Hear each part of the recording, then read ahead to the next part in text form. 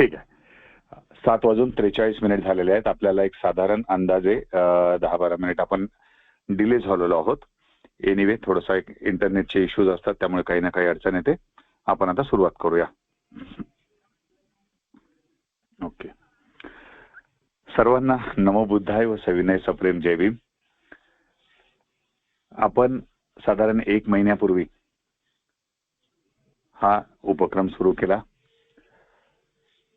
आदरणीय आचार्य नंदकिशोर साळवे सर यांचं अत्यंत अभ्यासपूर्ण आणि संशोधन दृष्टिकोनातून केलेला जो काही त्यांचा अभ्यास आहे, त्या अभ्यासातून आपण भगवान बुद्ध आणि त्यांचा धम्म या ग्रंथाचं अध्ययन आणि निरूपण या विषयावरती साधारण गेली 4-5 गुरुवार मार्गदर्शन ग्रहण करीत आहोत. मागच्या गुरुवारी सरांची प्रकृती ठीक नसल्यामुळे सर जॉईन होऊ शकले नाही आणि त्यामुळे आपण मागच्या गुरुवारचं सेशन होस्ट करू शकलो नव्हतो. परंतु आज सरांची प्रकृती ठीक आहे आणि त्यामुळे आजचं सेशन आपल्याला घेता येत आहे. हे सेशन जे आहेत आतापर्यंत झालेले, हे सेशन आपल्या समितीच्या युट्यूब चॅनलवर आपण अपलोड करणार आहोत. हे अपलोड झाले की याची लिंक मी तुम्हाला सर्वांना पाठवेल आणि मग मागची जी काही सगळी लेक्चर्स झालेली आहेत ती सर्व लेक्चर्स म्हणजे सर्व व्याख्यानं जी आहेत ते तुम्हाला बघता येतील. असो, आजच्या या व्याख्यानासाठी आदरणीय गुरुवर्य आचार्य नंदकिशोर साळवे सर यांचं आपल्या सर्वांच्या वतीने अगदी विनम्रतापूर्वक हार्दिक हार्दिक स्वागत करतो. आजच्या व्याख्यानासाठी जे आवर्जून उपस्थित झालेले उपासक उपासिका बंधू भगिनी आहेत त्यांचे देखील अगदी मनापासून हार्दिक हार्दिक स्वागत करतो. जवळपास अंदाजे 15 मिनिट आपल्याला उशीर झालेला आहे, त्यामुळे आता अधिक वेळ न घालवता आपल्या सर्वांच्या वतीने मी आचार्य नंदकिशोरजी साळवे सर यांना नम्रपणे विनंती करतो की आपण सर सामूहिक त्रिशरण पंचशील घेऊया आणि त्यानंतर आपण लगेचच आपल्या व्याख्यानाला सुरुवात करावी. आदरणीय आचार्य नंदकिशोर साळवे सर.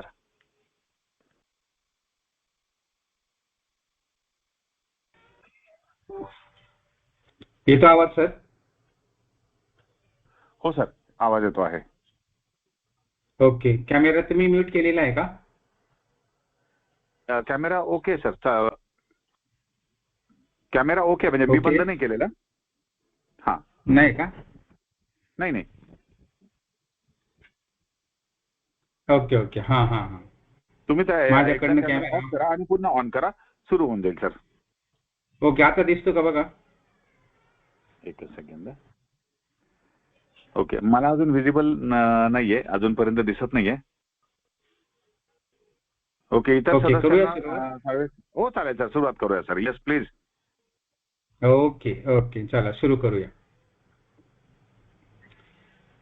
महाकारुणी तथागत भगवान बुद्ध, परमपूज्य विश्वरत्न डॉक्टर बाबासाहेब आंबेडकर यांच्या स्मृतींना आणि विचारांना विनम्र अभिवादन करून वर्षावासानिमित्त या ठिकाणी जो व्याख्यानमालेचा कार्यक्रम आयोजित केलेला आहे, त्या व्याख्यानमालेचे आयोजक आयुष्यमान प्राध्यापक उमेश पठारे सर आणि या व्याख्यानामध्ये ऑनलाईन व्याख्यानामध्ये सहभागी झालेले सर्व उपस्थित अभ्यासक मान्यवर बंधू आणि भगिनींना. मागच्या गुरुवारी आपल्याला काही अपरिहार्य कारणास्तव व्याख्यानाचा कार्यक्रम आयोजित करता आला नाही, त्यामुळे थोडासा खंड पडला, त्याबद्दल मी दिलगिरी व्यक्त करतो. आणि बुद्ध आणि त्यांचा धम्म या ग्रंथाच्या अनुषंगाने आपण जे काही विश्लेषणात्मक अभ्यास करत आहोत, त्या अभ्यासाचाच एक भाग म्हणून आपण जिथपर्यंत आलो होतो तिथपासून पुढे सुरुवात करणार आहोत. मागच्या व्याख्यानामध्ये आपण धम्मदीक्षेची मोहीम याविषयी माहिती जाणून घेतली. उपासकाची धम्मदीक्षा आणि भिक्खूची धम्मदीक्षा याविषयी माहिती जाणून घेतली. आणि मग यानंतरचं पुढचं जे धम्मग्रंथाच्या अनुषंगाने जे प्रकरण आहे ते फार महत्त्वाचं आहे. ते महत्त्वाचं यासाठी आहे की त्याचा विषय मुळात आहे धम्मचक्र प्रवर्तन सुत्त. हे सुत्त जे आहे हे या ग्रंथामध्ये बाबासाहेबांनी 4 भागामध्ये मांडलेलं आहे. भगवान बुद्धांचं पहिलं प्रवचन, दुसरं प्रवचन, विशुद्धी मार्गाचं प्रवचन, त्याच्यानंतर अष्टांगिक मार्गाचं प्रवचन, आणि मग शेवटी भिक्षूंची शील मार्गाचं प्रवचन, आणि त्याच्यानंतर मग भिक्षूंची प्रतिक्रिया. अशा 5 भागामध्ये बाबासाहेबांनी या धम्मचक्र प्रवर्तन सूत्राची मांडणी धम्मग्रंथामध्ये केलेली आहे. जे धम्मग्रंथ घेऊन बसले असतील त्यांच्यासाठी मी सांगू इच्छितो. पृष्ठ क्रमांक आहे 92. मी ज्या ग्रंथाचा संदर्भ दिलेला आहे आपल्याला, त्या ग्रंथाच्या अनुषंगाने त्याला या ग्रंथात करायचं आहे. म्हणून धम्मचक्र प्रवर्तन सूत्राविषयी आपण माहिती जाणून घेणार आहोत. आणि मग विषयाला सुरुवात करण्यापूर्वी सर्वप्रथम आपल्या नेहमीच्या प्रथेनुसार आपण सर्वजण त्रिशरण आणि पंचशील ग्रहण करणार आहोत. तेव्हा आम्ही सर्वप्रथम आपणा सर्वांसाठी त्रिशरण आणि पंचशील देत आहे. आपण ते सर्वजण ग्रहण कराल अशी अपेक्षा करतो आणि माझा आवाज आपल्या सर्वांपर्यंत पोहोचतो आहे हे गृहीत धरून मी प्रारंभ करतो आहे. बुद्धं नमामि, धम्मं नमामि, संघं नमामि. नमो तस्य भगवतो अरहतो सम्मा संबुद्धस्स. नमो तस्य भगवतो अरहतो सम्मा संबुद्धस्स. नमो तस्य भगवतो अरहतो सम्मा संबुद्धस्स. बुद्धं शरणं गच्छामि, धम्मं शरणं गच्छामि, संघं शरणं गच्छामि. द्वितीयंपि बुद्धं शरणं गच्छामि, द्वितीयंपि धम्मं शरणं गच्छामि, द्वितीयंपि संघं शरणं गच्छामि, तृतीयंपि बुद्धं शरणं गच्छामि, तृतीयंपि धम्मं शरणं गच्छामि, तृतीयंपि संघं शरणं गच्छामि. पाणातिपाता वेरमणि सिक्खापदं समादियामि. अदिन्नादाना वेरमणि सिक्खापदं समादियामि. कामेषु मिच्छाचारा वेरमणि सिक्खापदं समादियामि. मुसावादा वेरमणि सिक्खापदं समादियामि.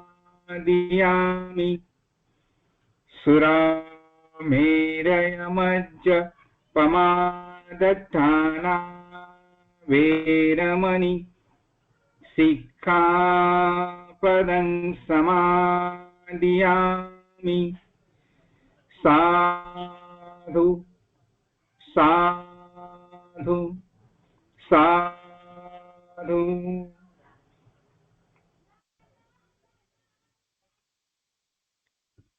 उपस्थित सगळे बांधव आणि भगिनींनो, बुद्ध आणि त्यांचा धम्म या ग्रंथातील अतिशय महत्त्वाचं प्रकरण मी संदर्भ दिलेल्या ग्रंथाच्या आवृत्तीतील पुस्तक क्रमांक 92-93 आणि तिथपासून पुढे आपण धम्मचक्र प्रवर्तन सूक्त या सूत्राचं अध्ययन करणार आहोत.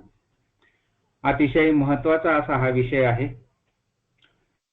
आणि मी असं समजतो की 2500 वर्षापूर्वीचा जो वर्षावास भगवान बुद्धांनी केला त्यातला जो पहिला वर्षावास सारनाथ इथे केला आणि पंचवग्गीय भिक्खूंना धम्मचक्र प्रवर्तन सूत्राचा उपदेश केला. 2500 वर्षापूर्वीचा जो उपदेश आहे, भगवान बुद्धांच्या तोंडून प्रत्यक्ष जे शब्द बाहेर पडलेले आहेत तेच शब्द, तोच उपदेश त्याच वर्षावासाच्या कालावधीमध्ये आज या ऑनलाईन व्याख्यानामध्ये जे जे श्रवण करीत आहेत त्यांची पारमिता खूप श्रेष्ठ आहे असं मी समजतो. वर्षावासामध्ये धम्मचक्र प्रवर्तन सूत्राचं अध्ययन करणं आणि ते जाणून घेणं हे आपल्या सगळ्यांच्या जीवनामध्ये एक कुशल कर्म आहे असं मी समजतो. आणि बुद्धांचे शब्द बुद्धांच्याच कालावधीमध्ये जसेच्या तसे आज आपण श्रवण करतो आहोत आणि त्याचा अर्थ जाणून घेत आहोत, हे सगळं तुमचं पुण्यकर्म आहे असं मी समजतो. आणि म्हणून या वर्षावासाच्या कालावधीमध्ये प्रत्येकाने, भलेही व्याख्यानमाला असो किंवा नसो, पण प्रत्येकाने धम्मचक्र प्रवर्तन सूत्र जे पाली भाषेमध्ये आहे ते वाचन केलं पाहिजे. भलेही त्याचा अर्थ आपल्याला कदाचित समजला नाही तरीही बुद्धांचे शब्द आहेत, बुद्धांचा उपदेश आहे आणि बुद्धांनी ज्या कालावधीमध्ये हा उपदेश केलेला आहे तो कालावधी म्हणजे वर्षावासाचा कालावधी. तेव्हा प्रत्येकाने या धम्मचक्र प्रवर्तन सूत्राचं पठन करणं, याचं वाचन करणं, याचा अभ्यास करणं आणि याचं अध्ययन करणं ही बौद्ध धम्मीय म्हणून आपल्या सगळ्यांची जबाबदारी आहे, आपलं धार्मिक कर्तव्य आहे असं मी समजतो. आणि म्हणून आजचे हे जे पुढील आज आणि दोन, मी खरं म्हणजे आजच्या या व्याख्यानामध्ये आणि पुढच्या गुरुवारी अशा 2 सत्रामध्ये हे धम्मचक्र प्रवर्तन सूत्र अतिशय सविस्तरपणे आपल्याला समजावून सांगणार आहे. ज्याला शक्य आहे त्याने जरूर लिहून घ्यावं. कारण असं की हे जे धम्मचक्र प्रवर्तन सूत्र आहे, मी अनेक ठिकाणी अनेक भिक्षूंना, अनेक प्रवचनकारांना बघतो, वर्षावासाच्या निमित्ताने ज्या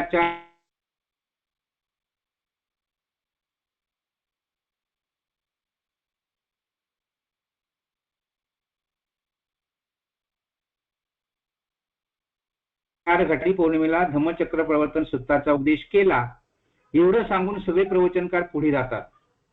पण या सूत्रामध्ये काय सांगितलेलं आहे की याच्यामुळे या पंचवर्गीय भिक्षूंचं मत परिवर्तन झालेलं आहे.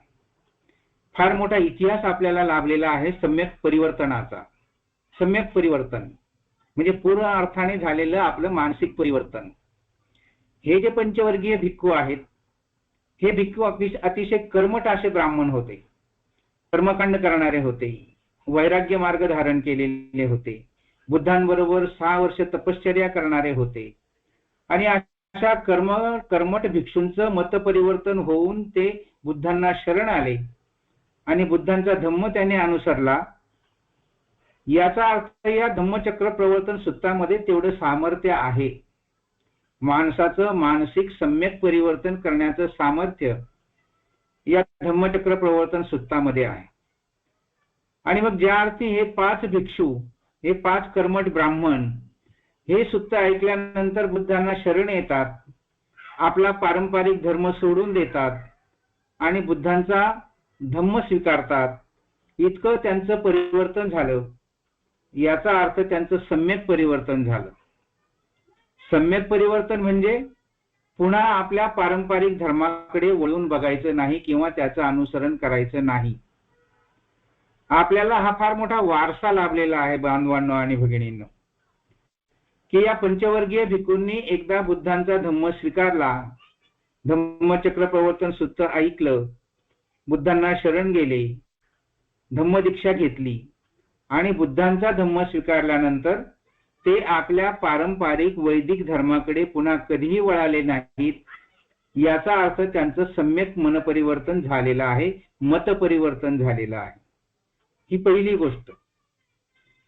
दुसरा इतिहास असं सांगतो की अंगुलिमाल नावाचा एक भिक्षू, अंगुलिमाल नावाचा एक दरोडेखोर जेव्हा भगवान बुद्धांना भेटतो आणि भगवान बुद्धांना भेटल्यानंतर त्यांच्याशी संवाद करतो, त्यांच्या संवादाने प्रभावित होतो, आपले दरोडेखोरी सोडून देतो, भगवान बुद्धांना शरण येऊन त्यांचा धम्म स्वीकारतो आणि एकदा धम्म स्वीकारला की पुन्हा तो आपल्या हिंसेकडे वळत नाही, डाकूगिरी करत नाही, कुणाची हत्या करत नाही. याचा अर्थ त्याचं सम्यक परिवर्तन झालं होतं, सम्यक मत परिवर्तन झालं होतं. ही दुसरी घटना. तिसरी जी घटना आहे ती सम्राट अशोकाची आहे. सम्राट अशोक याला चंड अशोक असं म्हटलेलं आहे. अतिशय क्रूर, अतिशय हिंसक वृत्तीचा, संपूर्ण साम्राज्य प्राप्त केलेला, युद्ध करून प्राप्त केलेला. आणि मग कलिंगच्या युद्धानंतर त्याचं मतपरिवर्तन होतं.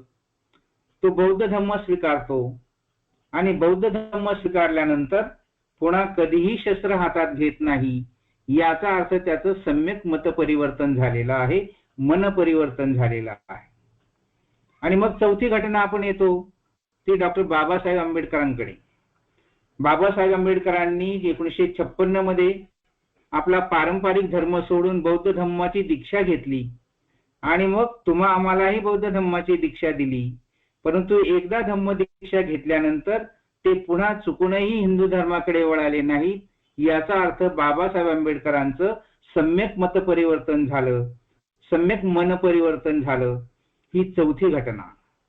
आणि अशा या महान पुरुषांचा, अशा या महान भिक्खूंचा हा सम्यक मतपरिवर्तनाचा वारसा आपल्याला लाभलेला आहे. आणि मग 56 साली आपण दीक्षा घेतल्यानंतर आपलं सम्यक मतपरिवर्तन झालंय का हे सांगण्यापाठीमागे माझा हा उद्देश आहे. आपण प्रत्येकाने आत्मचिंतन करायचं आहे, लोकांना आत्मचिंतन करायला प्रवृत्त करायचं आहे. इथे आता महेंद्र गायकवाड सर दिसत आहेत मला बोर्डवर. ते अतिशय उत्कृष्ट असे प्रवचनकार आहेत, व्याख्याते आहेत, अनेक लोकांमध्ये जाऊन धम्म सांगतात. त्यांच्यासाठी सांगतो आहे की त्यांनी लोकांचं मतपरिवर्तन करायचं आहे. काय करायचं आहे? धम्मचक्र प्रवर्तन सूत्र सांगून. म्हणून धम्मचक्र प्रवर्तन सूत्राने जर एवढा मोठा फरक पडत असेल तर आपलं सुद्धा सम्यक परिवर्तन झालं पाहिजे. पण ते झालंय का याचा प्रत्येकाने आत्मचिंतन करून शोध घ्यायचा आहे. परंतु बांधवांनो आणि भगिनींनो, मला खेदाने असं म्हणावं असं वाटतं की आपलं सम्यक मतपरिवर्तन झालेलं नाही. आपला एक पाय अजूनही पारंपरिक धर्मामध्ये आहे, आपला म्हणजे संपूर्ण समाजाचा. आणि संपूर्ण समाजाचा एक पाय हिंदू धर्मामध्ये आहे, एक पाय बौद्ध धम्मामध्ये आहे. धम्म स्वीकारून 67 वर्ष झालेली आहेत, परंतु आपलं सम्यक परिवर्तन झालेलं नाही. आणि म्हणून हे सम्यक परिवर्तन घडवून आणण्यासाठी आपल्याला धम्मचक्र प्रवर्तन सूत्राचा अभ्यास करायचा आहे, अतिशय सखोलपणे अभ्यास करायचा आहे. आणि हा अभ्यास केल्यानंतर आपलं सुद्धा असंच सम्यक मत परिवर्तन झालं पाहिजे की पुन्हा आपण आपल्या पारंपरिक धर्माच्या चालीरीती पूर्णपणे त्यागल्या पाहिजेत. तो पारंपरिक धर्म पूर्णपणे सोडला पाहिजे आणि केवळ बुद्ध आणि बुद्धांचा धम्म प्रत्यक्ष आचरणात आणला पाहिजे. यासाठी आपल्याला धम्मचक्र प्रवर्तन सूत्र समजून घ्यायचं आहे. आणि म्हणून धम्मचक्र प्रवर्तन सूत्र समजून घेण्यापूर्वी त्याची पार्श्वभूमी आपल्याला समजली पाहिजे. म्हणून पार्श्वभूमीच्या बाबतीमध्ये धम्मचक्र प्रवर्तन सूत्राच्या 2 अतिशय महत्वपूर्ण अशा घटना आहेत. इतिहास जर आपण लक्षात घेतला किंवा दृश्य जर आपण डोळ्यासमोर आणलं तर भगवान बुद्धांना सम्यक संबोधी प्राप्त झाली वैशाख पौर्णिमेला. आणि मग त्यांनी त्या ठिकाणी 7 हप्ते बसून, 7 आठवडे बसून, वेगवेगळ्या ठिकाणी बसून मिळालेल्या ज्ञानाचं चिंतन केलेलं आहे, मिळालेल्या सम्यक संबोधीची उजळणी केलेली आहे. आणि एकदा आपलं ज्ञान निश्चित झालं की मग ते बुद्धगयेवरून सारनाथकडे निघालेले आहेत. आणि मग सारनाथकडे निघालेले असताना वैशाख पौर्णिमेला त्यांनी सम्यक संबोधी प्राप्त केली, 5 आठवडे त्या ठिकाणी थांबले आणि मग ते आषाढ पौर्णिमेला सारनाथला पोहोचलेले आहेत. आणि मग आषाढ पौर्णिमेला धम्मचक्र प्रवर्तनाचा सूत्राचा उपदेश केलेला आहे. हा का मार्ग जर लक्षात घेतला आपण, तर इतिहास असं सांगतो की भगवान बुद्ध जेव्हा बुद्धगयेवरून निघाले तेव्हा वाटेमध्ये त्यांना उपक नावाचा एक आजीवक भेटलेला आहे. उपक नावाचा हा जो आजीवक आहे, आजीवक म्हणजे नग्न साधूंची परंपरा. बुद्धांच्या काळात जे 62 पंथ होते असं आपण म्हणतो, त्यातला एक पंथ होता आजीवक पंथ. आणि हे आजीवक पंथाचे साधू नग्न राहत असत. असाच एक नग्न साधू, दाढी मिशा प्रचंड वाढलेल्या, जटा वाढलेल्या, कमरेखाली झाडाची वल्कल बांधलेली, असा एक नग्न साधू बुद्धांच्या समोरून जात असतो. आणि जाता जाता त्याची दृष्टी भगवान बुद्धांवर पडते आणि त्या भगवान बुद्धांना पाहून त्याला अतिशय आश्चर्य वाटतं. तो हात जोडून भगवान बुद्धांच्या समोर येऊन उभा राहतो आणि भगवान बुद्धांना काही प्रश्न करतो. काय प्रश्न करतो की भगवान बुद्धांना प्रश्न करत असताना तो समोर आल्यानंतर तो विचारतो की हे आयुष्यमान, तुझा चेहरा अतिशय प्रसन्न आणि अंगकांती अतिशय तेजस्वी दिसते आहे. तू कुठे प्रवज्जित झाला आहेस आणि आता कुठे चालला आहेस? तुझा गुरु कोण आहे? तू कोणता धर्म मानतोस? असे प्रश्न त्याने भगवान बुद्धांना विचारलेले आहेत. आणि मग भगवान बुद्धांचा आणि त्याचा जो संवाद झालेला आहे तो या धम्मचक्र प्रवर्तन सूत्राची पहिली पार्श्वभूमी आहे. पहिली पार्श्वभूमी लक्षात घ्या. उपक नावाचा आजीवक भगवान बुद्धांना जेव्हा विचारतो की तुझा चेहरा अतिशय प्रसन्न आणि अंगकांती अतिशय तेजस्वी दिसते आहे, याचा अर्थ आपण लक्षात घ्यायचा आहे की भगवान बुद्धांची जी काही आभा आहे, भगवान बुद्धांचं जे काही तेजोवलय आहे, भगवान बुद्धांचा ज्याला आपण ओरा म्हणतो, तो ओरा त्याला जाणवला असावा.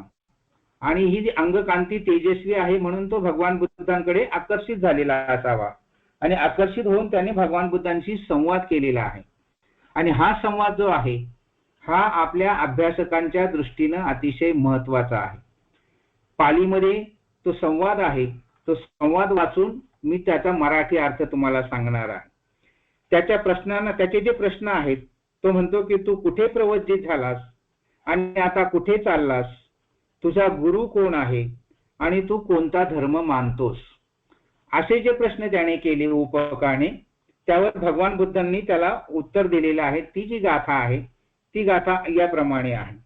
भगवान बुद्ध त्याला म्हणतात, सब्बन्ययो तन्ना खय्ये विमुक्तो स्वयं अभिजाय कमुद्दिसेय न मे आचर्यो अत्थि सा दिसो मे न विज्यति सदैवकस्य लोकस्मि नत्थि मे पटिपुग्गलो अह्यम्मी अरहा लोके अहम सत्ता अणुत्तरो एकोम्मी सम्मा संबुद्धो सिति भूतेस्मि निभूतो धम्मचक्कपवत्तेतु गच्छामि कासिनं पुरं अंधीभूतस्मि लोकस्मि आहंच अमतं दुधुंबीति. अशा पद्धतीने भगवान बुद्ध त्याच्याशी संवाद करतात. हे सांगण्याचं कारण असं आहे बंधू आणि भगिनींनो की याच्यातले काही जे शब्द आहेत ते आपल्यासाठी फार महत्वाचे आहेत. भगवान बुद्ध त्याला असं म्हणतात, त्याचा अर्थ मराठीमध्ये सांगतो. भगवान बुद्ध त्याला सांगताना म्हणतात, मी सर्वांना पराभूत करणारा आहे. आता सर्वांना पराभूत करणारा म्हणजे काय? भगवान बुद्धांना सम्यक संबोधीचा अहंग झाला होता काय? भगवान बुद्धांना सम्यक संबोधीचा गर्व प्राप्त झाला होता काय? म्हणून भगवान बुद्ध असं म्हणतात की मी सर्वांना पराभूत करणारा आहे. ते कोण? तर आपण ही गोष्ट इथे लक्षात घ्यायची आहे की मी सर्व विकारांना पराभूत करणारा आहे.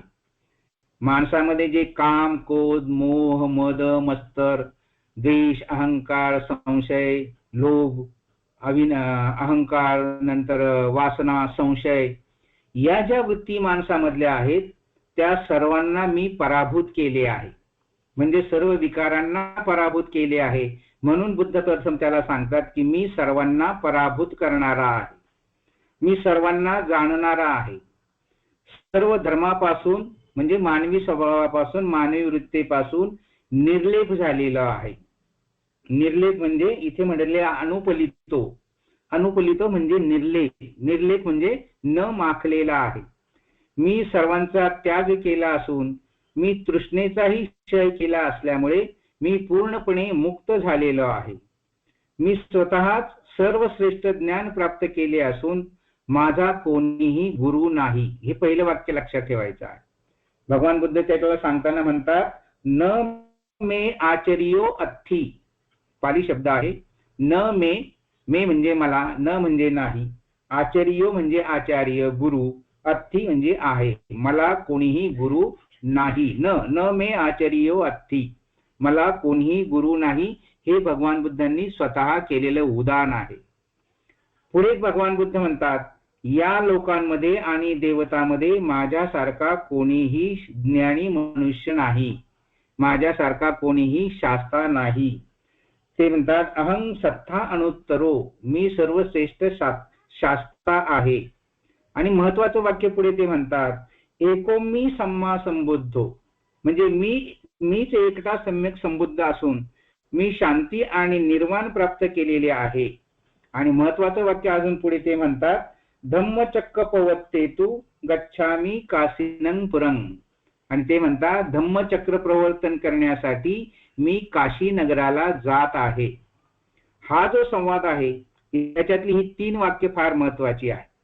काय आहे पहिलं वाक्य? माझा कोणीही गुरु नाही. हे स्वतः भगवान बुद्ध म्हणतात. म्हणजे भगवान बुद्धांनी जे ज्ञान प्राप्त केलेलं आहे ते स्वतःच्या अनुभूतीतून प्राप्त केलेलं आहे, ते स्वतःच्या तपश्चर्येतून प्राप्त केलेलं आहे, ते स्वतःच्या साधनेतून प्राप्त केलेलं आहे. ते भगवान बुद्धांना कोणी गुरुने दिलेलं नाही. म्हणून भगवान बुद्ध म्हणतात, न मे आचर्यो अथी, माझा कोणीही गुरु नाही. हे सगळ्यात महत्वाचं पहिलं वाक्य.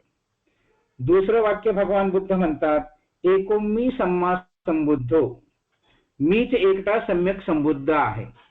आता भगवान बुद्ध स्वतः असं उच्चार करतात की सम्यक संबुद्ध हा शब्द कोणी उच्चारला? आपण जेव्हा वाचतो तेव्हा अनेक विद्वान, सो कॉल्ड विद्वान अनेक वेळा तर्क लढवतात की भगवान बुद्ध स्वतःला सम्यक संबुद्ध कसं काय म्हणून घेतील. अनेक लोक याच्यावर वादविवाद करतात. म्हणून त्यांच्यासाठी हा संदर्भ आपण कोट केला पाहिजे की या उपकाशी संवाद साधत असताना भगवान बुद्ध स्वतः असं म्हणतात, एको मी सम्मा संबुद्ध, मीच एकटा सम्यक संबुद्ध आहे. म्हणजे सम्यक संबुद्ध हा जो शब्द आहे हा भगवान बुद्धांनी स्वतः उच्चारलेला आहे. ही गोष्ट या निमित्ताने लक्षात घ्यायची आहे. त्याच्यासाठी उपकाशी झालेला संवाद हा महत्वाचा आहे. हे दुसरं वाक्य जे आहे, एको मी सम्मा संबुद्धो, मीच एकटा सम्यक संबुद्ध झालेलो आहे. सम्यक संबुद्ध हा शब्द प्रयोग बुद्धांनी स्वतः केलेला आहे. हे या ठिकाणी आपल्याला निदर्शनास आणून द्यायचं आहे. आणि तिसरं वाक्य सगळ्यात महत्वाचं ज्याचा आपण आज अभ्यास करणार आहोत ते भगवान बुद्धांनी उच्चारलेलं आहे. भगवान बुद्ध असं म्हणतात की मी धम्मचक्र प्रवर्तन प्रस्थापित करण्यासाठी काशी नगराला जात आहे. धम्मचक्र पवत्तेतु गच्छामी काशीनं पुरं. हा त्रिपिटकातला संवाद आपल्याला सांगतो आहे. मी माझ्या मनातलं काही सांगत नाही. याचे संदर्भ आहेत त्रिपिटकामध्ये, याचे संदर्भ आहेत. आणि ज्या हे पाली भाषेमध्ये आलेलं आहे याचा अर्थ हे निश्चितचपणे त्रिपिटकातलं आहे. आणि म्हणून हे अधिकृत आहे, हे आपण ग्राह्य धरायचं आहे, प्रमाणभूत मानायचं आहे. आणि म्हणून धम्मचक्र पवत्तेतु हा जो शब्द आहे हा सुद्धा भगवान बुद्धांनी स्वतः उच्चारलेला शब्द आहे. हे सुद्धा आपण लक्षात घ्यायचं आहे. लोक अनेक वाद घालतात, धम्मचक्र प्रवर्तन म्हणायचं की धम्मचक्र अनुवर्तन म्हणायचं की काय अजून त्याला वेगळं नाव द्यायचं. अनेक लोक आपापल्या बुद्धीनुसार त्याच्यामध्ये बुद्धिभेद करत असतात. त्यांच्यासाठी हा संदर्भ आपण द्यायचा आहे की हे स्वतः बुद्धांनी उच्चारलेला शब्द आहे, धम्मचक्र प्रवर्तन. आणि प्रवर्तन म्हणजे गती नव्हे, प्रवर्तन म्हणजे प्रतिष्ठापना. हे सुद्धा आपण या निमित्ताने लक्षात घ्यायचं आहे. धम्म मार्ग, चक्र गती आणि प्रवर्तन प्रस्थापना प्रतिष्ठापना. धम्मचक्राला गती देण्याची प्रतिष्ठापना मी आज या करण्यासाठी काशी नगराला जात आहे. हे उच्चार आहे, हे उद्गार जे आहेत हे स्वतः भगवान बुद्धांचे आहेत. म्हणून या 3 गोष्टी उपकाच्या या संवादातून आपण लक्षात घ्यायच्या आहेत. कोणत्या 3 गोष्टी? पहिली गोष्ट भगवान बुद्ध म्हणतात माझा कोणीही गुरु नाही. दुसरी गोष्ट भगवान बुद्ध म्हणतात की मीच एकटा सम्यक संबुद्ध झालेलो आहो. म्हणून सम्यक संबुद्ध हा शब्द भगवान बुद्धांनी उच्चारलेला आहे. आणि तिसरे वाक्य लक्षात ठेवायचं आहे, धम्मचक्र प्रवर्तन हा शब्द सुद्धा भगवान बुद्धांनी स्वतः उच्चारलेला आहे आणि तिथपासूनच तो प्रचलित झालेला आहे. प्रतिष्ठापना आणि पुनर्प्रतिष्ठापना फरक लक्षात घ्या. भगवान बुद्धांनी धम्मचक्र प्रवर्तन केलेलं आहे, म्हणजे प्रतिष्ठापना केलेली आहे, निर्माण केलेला आहे, स्थापित केलेला आहे. आणि बाबासाहेबांनी काय केलेलं आहे, पुनर्प्रतिष्ठापना केलेली आहे. म्हणून बाबासाहेबांनी जे केलेलं आहे ते धम्मचक्र अनुवर्तन असं आपण म्हणू शकतो, कारण अनुवर्तनाचा अर्थ होतो पुनर्प्रतिष्ठापना. 1956 साली बाबासाहेबांनी जे धम्मचक्र प्रतिष्ठापना केलं ते प्रवर्तन नव्हे. प्रवर्तक फक्त एकच, कोण, भगवान बुद्ध. आणि अनुवर्तक कोण आहे, पुनर्प्रतिष्ठापक कोण आहे, डॉक्टर बाबासाहेब आंबेडकर. म्हणून बाबासाहेब आंबेडकरांनी जे धम्मचक्र केलं ते धम्मचक्र अनुवर्तन आहे आणि भगवान बुद्धांनी जे धम्मचक्र केलं ते धम्मचक्र प्रवर्तन आहे. हे जे 3 वाक्य आहेत हे भगवान बुद्धांनी स्वतः उच्चारलेले आहेत. म्हणून धम्मचक्र प्रवर्तन सूत्र समजून घेत असताना आपण सर्वप्रथम ही उपकाशी झालेला जो संवाद आहे हा संवाद लक्षात घ्यायचा आहे. आणि मग यानंतर या उपकाशी संवाद झाल्यानंतर तो उपक जो आहे तो भगवान बुद्धांना वंदन करतो आणि तो असं म्हणतो की खरोखर तुम्ही जीन आहात. जीन म्हणजे काय, स्वतःला जिंकलेले आहात. भगवान बुद्धांना वंदन करून तो असा उद्गार काढतो की आपण खरोखरच जीन आहात. आणि ते जीन शब्द उच्चारल्यानंतर तो वंदन करून निघून जातो आणि भगवान बुद्ध पुढे सारनाथकडे निघतात. आणि मग ते प्रवास करून ते आषाढी पौर्णिमेला सारनाथच्या मृगदाय वनामध्ये येत असतात. हा पहिला प्रसंग लक्षात घ्यायचा आहे धम्मचक्र प्रवर्तन सूत्राची पार्श्वभूमी म्हणून. आता दुसरा जो प्रसंग आहे तो भगवान बुद्धांच्या या धम्मचक्र प्रवर्तन सूत्राच्या पार्श्वभूमीसाठी फार महत्वाचा आहे. काय महत्वाचं आहे की हे भगवान बुद्ध अगोदर आपल्याला इतिहास माहित आहे की भगवान बुद्धांनी आलार कालामांचा शोध घेतला, ते मृत्यू पावलेले होते. भगवान बुद्धांनी उदक रामपुत्राचा शोध घेतला, तेही मृत्यू पावलेले होते.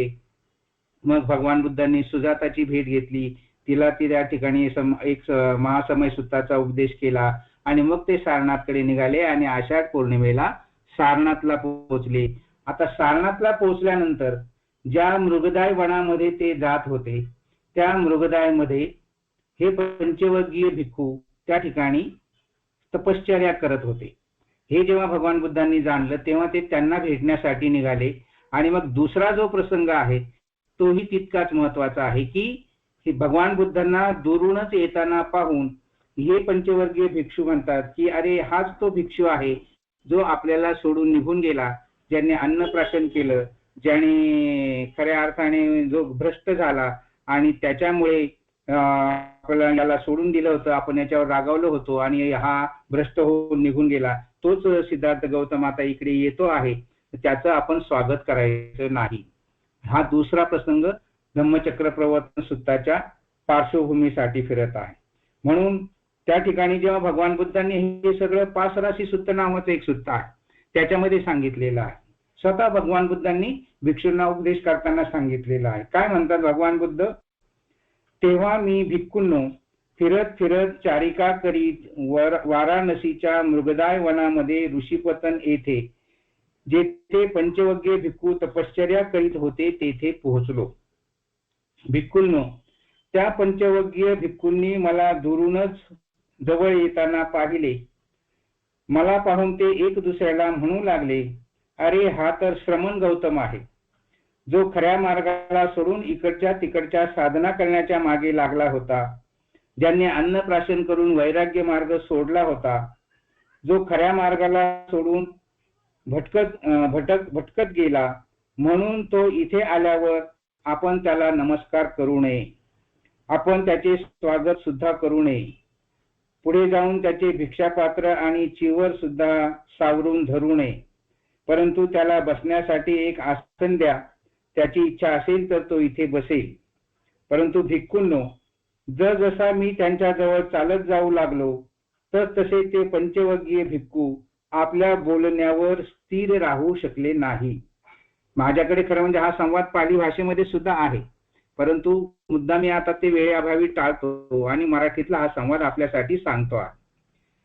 त्यांच्यापैकी काही जण माझ्याजवळ येऊन माझे भिक्षापात्र आणि चिवर घेऊन एका बाजूला ठेवू लागले. कोणी माझ्यासाठी आसन घालू लागले. कोणीतरी माझे पाय धुण्यासाठी पाणी घेऊन आला. कोणी मला बसायला आसन दिले. मी तयार केलेल्या आसनावर बसलो. त्यानंतर मी माझे पाय धुतले आणि ते माझे नाव घेऊन मला आयुष्यमान शब्दाने संबोधून माझ्याशी बोलायला लागले. हा दुसरा प्रसंग आहे. ह्या प्रसंगातून आपल्याला हे लक्षात घ्यायचं आहे की हे जे पंचवर्गीय भिक्खू आहेत हे काही काळापूर्वी भगवान सिद्धार्थ गौतमाला सोडून दिलं होतं. का सोडलं होतं तर सिद्धार्थ गौतमाने वैराग्य मार्गाचा त्याग केला आणि अन्न प्राशन केलं, सुजाताची खीर प्राशन केली आणि म्हणून मग हे लोक म्हणाले की तो भ्रष्ट झालेला आहे, त्याला सोडून हे निघून गेले होते. आणि त्याला सोडून हे निघून गेल्यानंतर भगवान बुद्ध जेव्हा 6 वर्षांनी पुन्हा त्यांना भेटतात तेव्हा तिथे ते त्यांचं स्वागत करायला प्रथम तयार होत नाही. आणि मी जसं आता आपल्याला वाचून दाखवलं की जसजसे भगवान बुद्ध त्यांच्या जवळ येत गेले तसं त्यांचं व्यक्तिमत्व पाहून, पुन्हा तोच प्रसंग लक्षात घ्या, तसं त्यांचं व्यक्तिमत्व पाहून, त्यांच्या मुखावरती अंगकांती तेजस्वी पाहून, त्यांचा चेहरा प्रसन्न पाहून, त्यांचं तेजोवलय पाहून किंवा त्यांचा जो ओरा आहे तो ओरा पाहून हे पंचवर्गीय भिक्खू प्रभावित झाले आणि आपल्या निश्चयावर कायम राहू शकले नाहीत. त्यामुळं त्यांच्यापैकी कोणी भगवान बुद्धांना चिवर घेतलं, कोणी भगवान बुद्धांचं भिक्षापात्र घेतलं, कोणी भगवान बुद्धांचे हातपाय धुण्यासाठी पाणी आणून दिलं, कोणी भगवान बुद्धांना बसायला टाकलं आणि ते वंदन करून एका बाजूला उभे राहिले. असं का घडलं? पुन्हा तो प्रसंग लक्षात घ्यायचा आहे की भगवान बुद्धांना जे काही सम्यक संबोधी ज्ञान प्राप्त झालं होतं त्याच्यामुळे त्यांची अंगकांती जी काही तेजस्वी झाली होती, जी उपकाला जाणवली तीच या पंचवर्गीय भिक्खूंना जाणवलेली आहे. आणि म्हणून आपण निश्चितच असं म्हणू शकतो की भगवान बुद्धांच्या शरीराभोवती हे जे तेजोवलय आहे ह्याची अनुभूती प्रत्येकाला येत असावी. पुढे सुद्धा एक प्रसंग आलेला आहे, तोही सांगतो, म्हणजे संदर्भ नसला तरी सांगतो की भगवान बुद्ध जेव्हा कपिलवस्तूला येतात आणि कपिलवस्तूला येऊन राजा शुद्धोधनाला, महाप्रजापती गौतमीला, माता पिताला भेटतात आणि यशोधरेच्या महालाकडे म्हणजे आपल्या पत्नीच्या महालाकडे निघतात, तेव्हा माता यशोधरा राहुलला सांगते की तू जा आणि आपल्या वडिलांकडे आपला राजकीय वारसा माग. आणि हा राहुल जेव्हा भगवान बुद्धांच्या जवळ जातो आणि भगवान बुद्धांच्या सावलीमध्ये उभा राहतो तेव्हा काय मागायचं आहे हे तो विसरून जातो आणि भगवान बुद्धांना म्हणतो की हे श्रमण, तुझी सावली किती शांत आहे, तुझ्या सावलीमध्ये किती आल्हाददायकपणा वाटतो, तुझी सावली किती प्रसन्न वाटते. 7 वर्षाचा तो राहुल आहे, परंतु त्या राहुलला सुद्धा भगवान बुद्धांची ही जी आभा आहे, भगवान बुद्धांचा हा जो औरा आहे ह्याची सुद्धा जाणीव झालेली आहे. असे अनेक प्रसंग बुद्ध चरित्रामध्ये आहे आणि म्हणून भगवान बुद्धांच्या तेजोवलयावर आपण विश्वास ठेवला पाहिजे. हा दुसरा प्रसंग जो आहे, या प्रसंगाने सुद्धा हे पंचवर्गीय भिक्खू जे आहेत हे भिक्खू प्रभावित होतात आणि भगवान बुद्धांचं स्वागत करतात. स्वागत केल्यानंतर इथे बाबासाहेबांनी फार छान म्हटलेलं आहे, एका अप्रिय अतिथीचे स्वागत, अशा पद्धतीचं ते टायटल त्यांनी दिलेलं आहे. आणि त्या दृष्टीनं मग बाबासाहेबांनी या प्रसंगाचं सुद्धा फार छान पद्धतीनं वर्णन केलेलं आहे. तर मला हे सांगायचं आहे आपल्याला की हे जे पंचवर्गीय भिक्षू आहेत हे बुद्धांना शरण येतात आणि बुद्धांशी संवाद करतात. काय संवाद करतात की ते बुद्धांना असं म्हणतात की तुम्ही जे आहे आम्हाला सोडून गेल्यानंतर नक्की काय केलं, आपण जे काही केलं असेल ते आम्हाला सांगा आणि आपल्याला जे काही ज्ञान प्राप्त झालेलं आहे ते कशा पद्धतीने प्राप्त झालेलं आहे ते आम्हाला सांगा आणि तुमची दिनचर्या कशी होती तेही आम्हाला सांगा. आणि त्यावर मग भगवान बुद्ध त्यांना जो काही त्यांच्याशी संवाद करतात त्याच्यावरून आपल्या असं लक्षात येतं की भगवान बुद्धांनी त्यांच्याशी अतिशय चांगल्या पद्धतीनं संवाद केलेला आहे.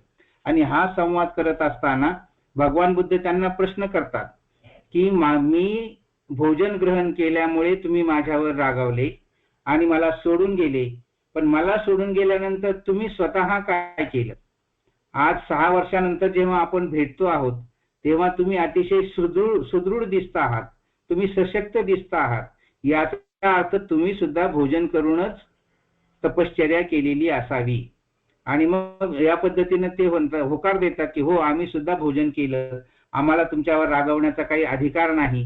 त्याच्यामुळे ते दिलगिरी व्यक्त करतात, क्षमा मागतात आणि बुद्धांना प्रदक्षिणा घालतात. बुद्धांच्या काळात प्रदक्षिणा घालणं हा क्षमायाचना करण्याचा एक प्रकार होता. आपल्याकडे अनेक लोक म्हणतात की क्षमायाचना प्रदक्षिणा करणं हा आपला धर्म नाही, परंतु प्रदक्षिणा हा जो उल्लेख आहे हा मूळ बुद्ध धम्मातला उल्लेख आहे. आणि त्याच्यामुळे बुद्ध आणि त्यांचा जो संवाद होतो तो संवाद फार महत्वाचा आहे. बुद्ध तिथे असं म्हणतात की तुम्ही पाचही जण अजूनही कर्मकांडात अडकलेले आहात. तुम्ही सुद्धा शरीराला त्रास देत वैराग्य मार्गानुसार 6 वर्ष तपश्चर्या करून तुम्हाला काही साध्य झाले काय? तुम्ही आत्मक्लेशाचे दरिद्री जीवन जगत आहात. पुष्ट क्रमांक आहे 93. जे संदर्भ ग्रंथ घेऊन बसले असतील त्यांच्यासाठी सांगतो आहे. पृष्ठ क्रमांक 93, मुद्दा क्रमांक 6. बुद्ध त्याच्याशी संवाद करताना म्हणतात, तुम्ही आत्मक्लेशाचे दरिद्री जीवन जगत राहिल्यामुळे स्वतःला जिंकू शकले नाहीत.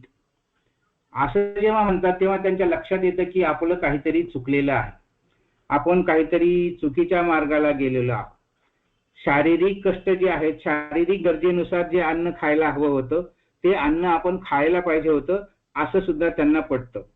आणि मग बुद्ध पुढे म्हणतात, शरीर निरोगी असेल तरच मन एकाग्र होऊ शकेल. म्हणून शारीरिक गरजेनुसार तुम्ही अन्न पाणी ग्रहण केलं पाहिजे आणि मगच तपश्चर्या केली पाहिजे. तसं मी केलं तसंच तुम्ही सुद्धा करायला पाहिजे. आणि अशा दृष्टीने त्यांच्याशी जेव्हा संवाद होतो त्या संवादातून मग ते हळूहळू बुद्धांचं म्हणणं हळूहळू त्यांना पटायला लागतं. आणि मग ते बुद्धांना विचारतात की तुम्ही 6 वर्ष जे काही तपश्चर्या केली ती कशा पद्धतीने केली. आणि मग बुद्ध त्यांचा जो प्रवास आहे तो प्रवास समजावून सांगतात. आणि मग तिथून पुढे खऱ्या अर्थाने धम्मचक्र प्रवर्तनाला सुरुवात होते. या ज्या 2 घटना आहेत, पहिली घटना आहे उपकाची आणि दुसरी घटना आहे पंचवर्गीय भिक्खूंच्या नकाराची. या ज्या 2 घटना घडतात त्याच्यानंतर मग या पंचवर्गीय भिक्खूंनी जेव्हा भगवान बुद्धांना विनंती केली की तुम्हाला प्राप्त झालेलं ज्ञान आम्हाला सांगा, तेव्हा भगवान बुद्ध त्यांना सांगायला सुरुवात करतात. आणि तिथून पुढे धम्मचक्र प्रवर्तन सूत्राची सुरुवात होते. आणि मग ही जी सुरुवात होते तेव्हा सुरुवात होत असताना ह्या धम्मचक्र प्रवर्तनाचं जे काही पाली उच्चारण आहे त्या पाली उच्चारणाचा आज या निमित्ताने आपल्या सर्वांच्या कानावर पडावं म्हणून मग मी एक प्यारा फक्त त्याचा वाचणार आहे, जो पालीमध्ये आहे. आपल्याला तो आपल्या कानावर पडावा एवढाच माझा उद्देश आहे. या वर्षावासाच्या निमित्ताने आपण तो ग्रहण करावा. धम्मचक्र प्रवर्तन सूत्र. एवमे सूतं एक समयं भगवा वाराणसीय विहरती ईसी पतने मिगदाये. एके वेळी भगवान बुद्ध वाराणसीमध्ये मुक्कामास राहत असताना ईसी पतन या मुगदाय वनामध्ये राहत होते. तत्र खो भगवा पंचवग्गीय भिक्खू अमंतेसी. तेव्हा भगवान बुद्धांनी या पंचवग्गीय भिक्खूंना संबोधित केले. आणि काय म्हटले ते? भगवान बुद्ध म्हणतात, द्वे मे भिक्खवे अंता पबच्चितेन न सेवितब्बा. द्वे 2, भिक्खवे अंता. अंता म्हणजे टोक, अंता म्हणजे 2 दिशा, 2 टोके, 2 मार्ग. द्वे मे भिक्खवे अंता पबच्चितेन न संवितब्बा. जे प्रवज्जित झालेले भिक्षू आहेत, जे परिव्राजक आहेत, त्यांनी या 2 टोकांचा स्वीकार करू नये. कोणती 2 टोकं आहेत?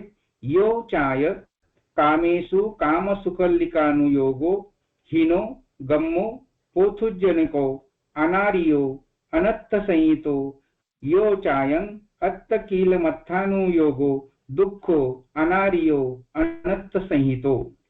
एते भिक्खवे उभो अन्ते अनुपगम्मो मध्यमा पटिपदा तथागतेन अभिसंबुद्धा चक्षुकर्णी ज्ञानकर्णी उपसमाय अभिज्ञाय संबोधाय निब्बानाय संवत्तती. कथमाच सा भिक्खवे मध्यमा पटिपदा तथागतेन अभिसंबुद्धा चक्षुकर्णी ज्ञानकर्णी उपसमाय अभिज्ञाय संबोधाय निब्बाणाय संवत्तती. आणि मग पुढे म्हणतात इद खोपन भिक्कवे दुःख अर्य सच्चं जातीपि दुःखा जरापि दुःखा व्याधीपि दुःखा मरणंपि दुःखं अपीयेहि संपयोगो दुःखो पियेहि विपयोगो दुःखो यंपि इच्छिन्न लभति तंपि दुःखं संखितेन पंचुपालानखंदा दुःखा. इदं खोपन भिक्कवे दुःख अर्य सच्चं याय तन्ना पोनभविका नंदीराग सहगता तत्र तत्र अभिरंती सेयथित कामतन्ना भवतन्ना विभवतन्ना. हा पहिला परिच्छेद फक्त आपल्या माहितीसाठी वाचला. या निमित्ताने आपल्याला पाली भाषेतलं जे उच्चारण आहे ते उच्चारण येथे समजावं. आणि याच्यामध्ये मग जेव्हा याची सुरुवात होते तेव्हा भगवान बुद्धांनी जो उपदेश करायला सुरुवात केलेला आहे त्या सुरुवातीचं जे पहिलं वाक्य आहे एक समय भगवा वाराणसीय विहरती ईसीपतने मिगदाये. आता याचे हे दोन शब्द लक्षात ठेवायचे आहेत, ईसीपतने आणि मिगदाये. पाली जी भाषा आहे या पाली भाषेमध्ये ईसी शब्द आहे. ईसी म्हणजे ऋषी, कारण पालीची जी बाराखडी आहे त्याच्यामध्ये ऋषीचा ऋ जो आहे तो ऋ नाहीये, श षटकोनाचा नाहीये, श शामृगाचा नाहीये, त्याच्याऐवजी स वापरला जातो. आणि म्हणून ऋषीचा र जो आहे त्याच्याऐवजी ई वापरला जातो, म्हणून ऋषी त्याचा उच्चार होतो ईसी. आणि पतने, पतने हा जो शब्द आहे याच्यावर सुद्धा अनेक लोकांची व्याख्यानं ऐकली. वेगवेगळे लोक वेगवेगळे संदर्भ देऊन त्याचा अर्थ सांगत असतात. त्याच्यामुळे पतन हा जो शब्द आहे त्याचा मुख्य अर्थ जो आहे तो पाली भाषेमध्ये बंदर असा होतो. जहाज जिथे नदी समुद्राच्या किनारी बंदराला लागतात त्याला पतन असं म्हटलं जातं. आणि त्या पतन शब्दावरूनच जसं की विशाखापट्टण असा शब्द आहे, म्हणजे विशाखापट्टण हे बंदर आहे. त्या पतन शब्द जो आहे तो पाली शब्दातला पतन शब्द आहे. आणि म्हणून पतन शब्दाचा अर्थ जो आहे तो उतरविणे, माल उतरविणे किंवा खाली उतरणे अशा अर्थाने होतो. समुद्राकाठचे बंदर त्याला पतन असं म्हटलेलं आहे. आणि त्याचा पाली भाषेतला पतन शब्द जो आहे त्याचा अर्थ होतो खाली उतरणे किंवा खाली उतरविणे.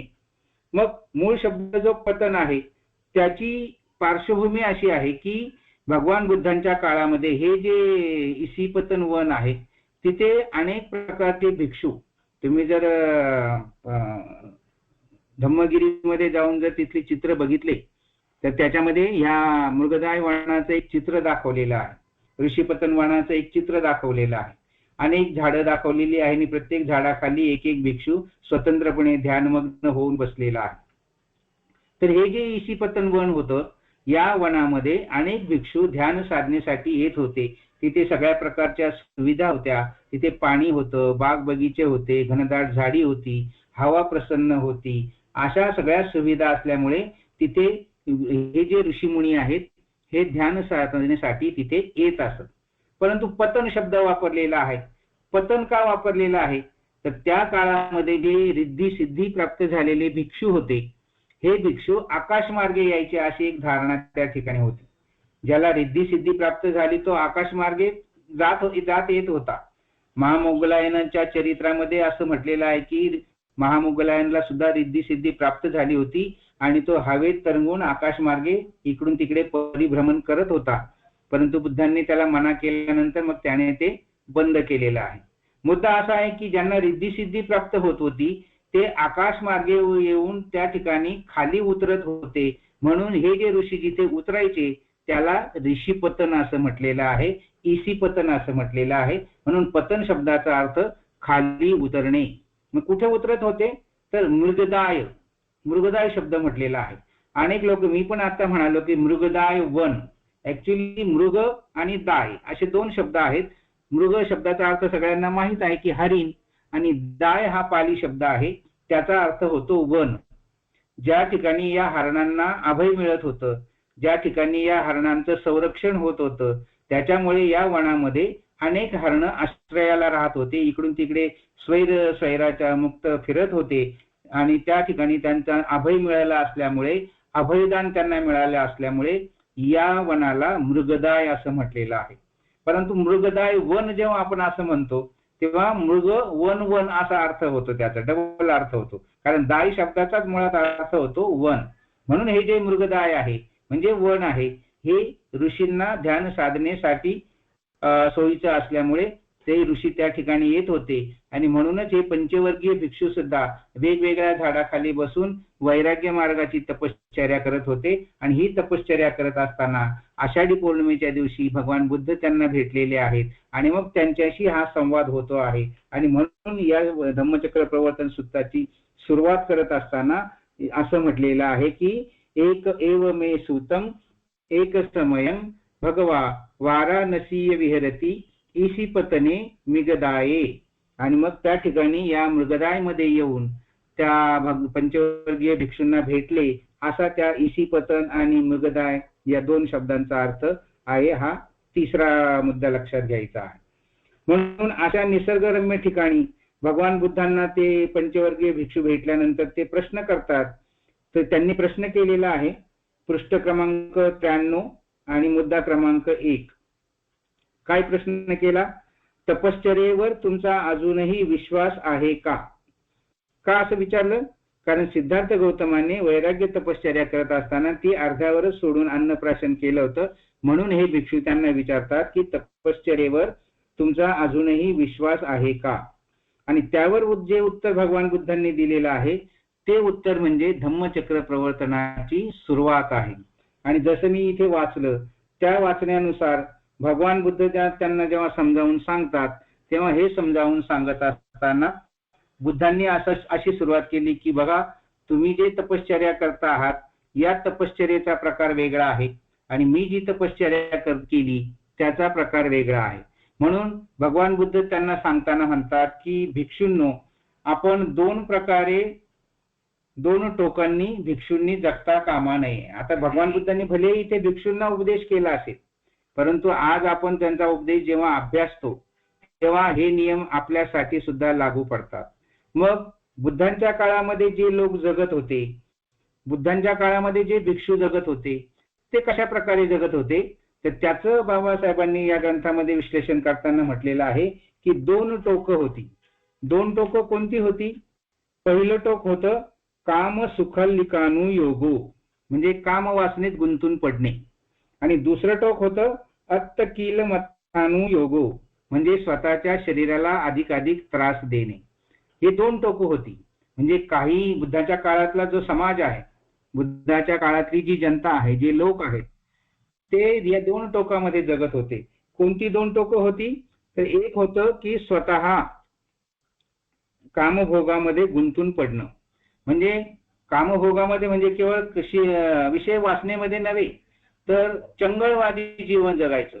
खूप खायचं प्यायचं, मजा करायची, ऐशा आरामात राहायचं. आणि कशासाठी राहायचं? तर जीवन जे मिळालेलं आहे ते आनंदात जगायचं, कुठलीही चिंता करायची नाही, कामसुखाचा आनंद घ्यायचा, खाण्यापिण्याचा आनंद घ्यायचा, स्वैर जीवन जगायचं, असा एक टोक होतं. आणि या टोकाने जगणारे अनेक लोक होते. त्याचबरोबर दुसरं टोक होतं, त्याच्यामध्ये म्हटलेलं आहे अत्त कील मत्थानु योगो. अत्त म्हणजे स्वतः, कीलमत्थ म्हणजे क्लेश देणे. आता दुसरं टोक जे होतं हे ऋषी मुनींचं होतं. दुसरं टोक जे होतं ते परिव्रजकांचं होतं. दुसरं टोक जे होतं ते भिक्षूंचं होतं. ते काय करायचे? स्वतःच्या शरीराला जास्तीत जास्त त्रास द्यायचा, स्वतःच्या शरीराला जास्तीत जास्त कष्ट द्यायचं. म्हणजे हिवाळ्याचा दिवस असेल तर प्रचंड पाण्यामध्ये, थंड पाण्यामध्ये रात्रभर उभं राहायचं. उन्हाळ्याचे दिवस असेल तर मोकळ्या पटांगणामध्ये जाऊन एका पायावर उभं राहायचं. पावसाळ्याचे दिवस असतील तर प्रचंड पाऊस पडत असताना नग्न होऊन पावसात भिजत राहायचं. अशा प्रकारे शरीराला जितका त्रास देता येईल तेवढा त्रास द्यायचा. अत्त म्हणजे स्वतः, कीलमत्त म्हणजे क्लेश देणे. स्वतःच्या शरीराला जितका क्लेश देता येईल तेवढा क्लेश देणे. आणि कशासाठी करणे? तर मोक्ष प्राप्तीसाठी. त्या काळामध्ये अशी धारणा होती की स्वतःच्या शरीराला जितका क्लेश देता येईल तेवढा क्लेश द्यायचा, म्हणजे आपल्याला मोक्ष प्राप्त होईल. मोक्ष प्राप्त झाला तर मग आपल्याला पुढच्या जन्मामध्ये सुख मिळेल. या अपेक्षेने ही लोक अशा दुसऱ्या टोकाने सुद्धा तपश्चर्या करत होती. आणि मग भगवान बुद्ध जेव्हा त्यांना सांगतात की ही जी दोन टोकं आहेत या टोकांनी जायचं नाही, या दोन्ही टोकांनी मोक्ष मिळू शकत नाही. भगवान बुद्ध त्यांना समजावून सांगत असताना हेही उदाहरण देतात की मी राजपुत्र असताना आयुष्य आरामात जगलेलो आहे, मी राजवैभवाचा सुद्धा आनंद घेतलेला आहे, सुख घेतलेला आहे, आणि त्याचबरोबर तुमच्या सोबत राहताना वैराग्य मार्गाचा सुद्धा अभ्यास केलेला आहे. कारण भगवान बुद्धांची एक प्रतिमा आपण सर्वांनी पाहिली असेल की भगवान बुद्ध वैराग्य मार्गाचा अभ्यास करत असताना, तपश्चर्या करत असताना त्यांचं पाठपोट एकच झालं होतं, डोळे खोल गेले होते, गाल बसून गेले होते, शरीर पूर्ण अस्थिपंजर झालं होतं. परंतु या 5 भिक्षूंचं तसं झालं नव्हतं. हा एक मुद्दा लक्षात घ्यायचा आहे. केवळ भगवान बुद्धांचंच का बरं असं झालं असेल? कारण भगवान बुद्धांनी अतिशय कठोरपणे वैराग्य मार्गाचा अभ्यास केलेला आहे. तुम्ही ग्रंथ वाचताना तुमच्या लक्षात येईल की भगवान बुद्ध स्मशानामध्ये जाऊन तपश्चर्या करत होते, प्रेताच्या शेजारी झोपत होते, मेलेल्या माणसांची हाडं उशाला घेऊन झोपत होते. अशा पद्धतीनं जी उग्र तपश्चर्या आहे ती भगवान बुद्धांनी केली, ती या पंचवर्गीय भिक्खूंनी केलेली नव्हती. म्हणून भगवान बुद्ध म्हणतात की मी या दोन्ही मार्गाचा अभ्यास केला, या दोन्ही मार्गाचं चिंतन केलं, आणि मग हे जाणलेलं आहे की या दोन्ही मार्गांनी मोक्ष मिळू शकत नाही. आणि म्हणून या दोन्ही मार्गाने जर मोक्ष मिळत नसेल तर मग मी काय तुम्हाला सांगणार आहे, ते जे सांगणार आहे ते म्हणजे मध्यम मार्ग, मध्यमा पटिपदा. म्हणून भगवान बुद्ध त्यांना म्हणतात की या दोन्ही टोकांचे अनुसरण करू नये यासाठी मी मध्यम मार्ग शोधला आहे, जो खऱ्या सत्याचा साक्षात्कार करून देणारा आहे. आणि मग खऱ्या सत्याचा साक्षात करून देणारा जो आहे, तेव्हा मी आपल्याला जे सांगितलं ते शब्द जे आहेत ते पालीमध्ये दिलेले आहेत की भगवान बुद्धांचा जो खरा धम्म आहे तो काय देतो आहे आणि काय सांगतो आहे ते आपल्याला लक्षात घेतलं पाहिजे. भगवान बुद्ध त्यांना उपदेश करताना सांगतात की मी जो मध्यम मार्ग शोधलेला आहे तो कसा आहे ते मी तुम्हाला सांगतो आहे, आणि त्या मध्यम मार्गामुळे मला काय फायदा झालेला आहे हे सांगत असताना त्यांनी म्हटलेलं आहे, चक्षु उदप्पादी दृष्टी उत्पन्न झाली, ज्ञान उदप्पादी ज्ञान उत्पन्न झाले, पय्या उदप्पादी प्रज्ञा उत्पन्न झाली, विद्या उदप्पादी विद्या उत्पन्न झाली, आलोको उदप्पादी प्रकाश उत्पन्न झाला.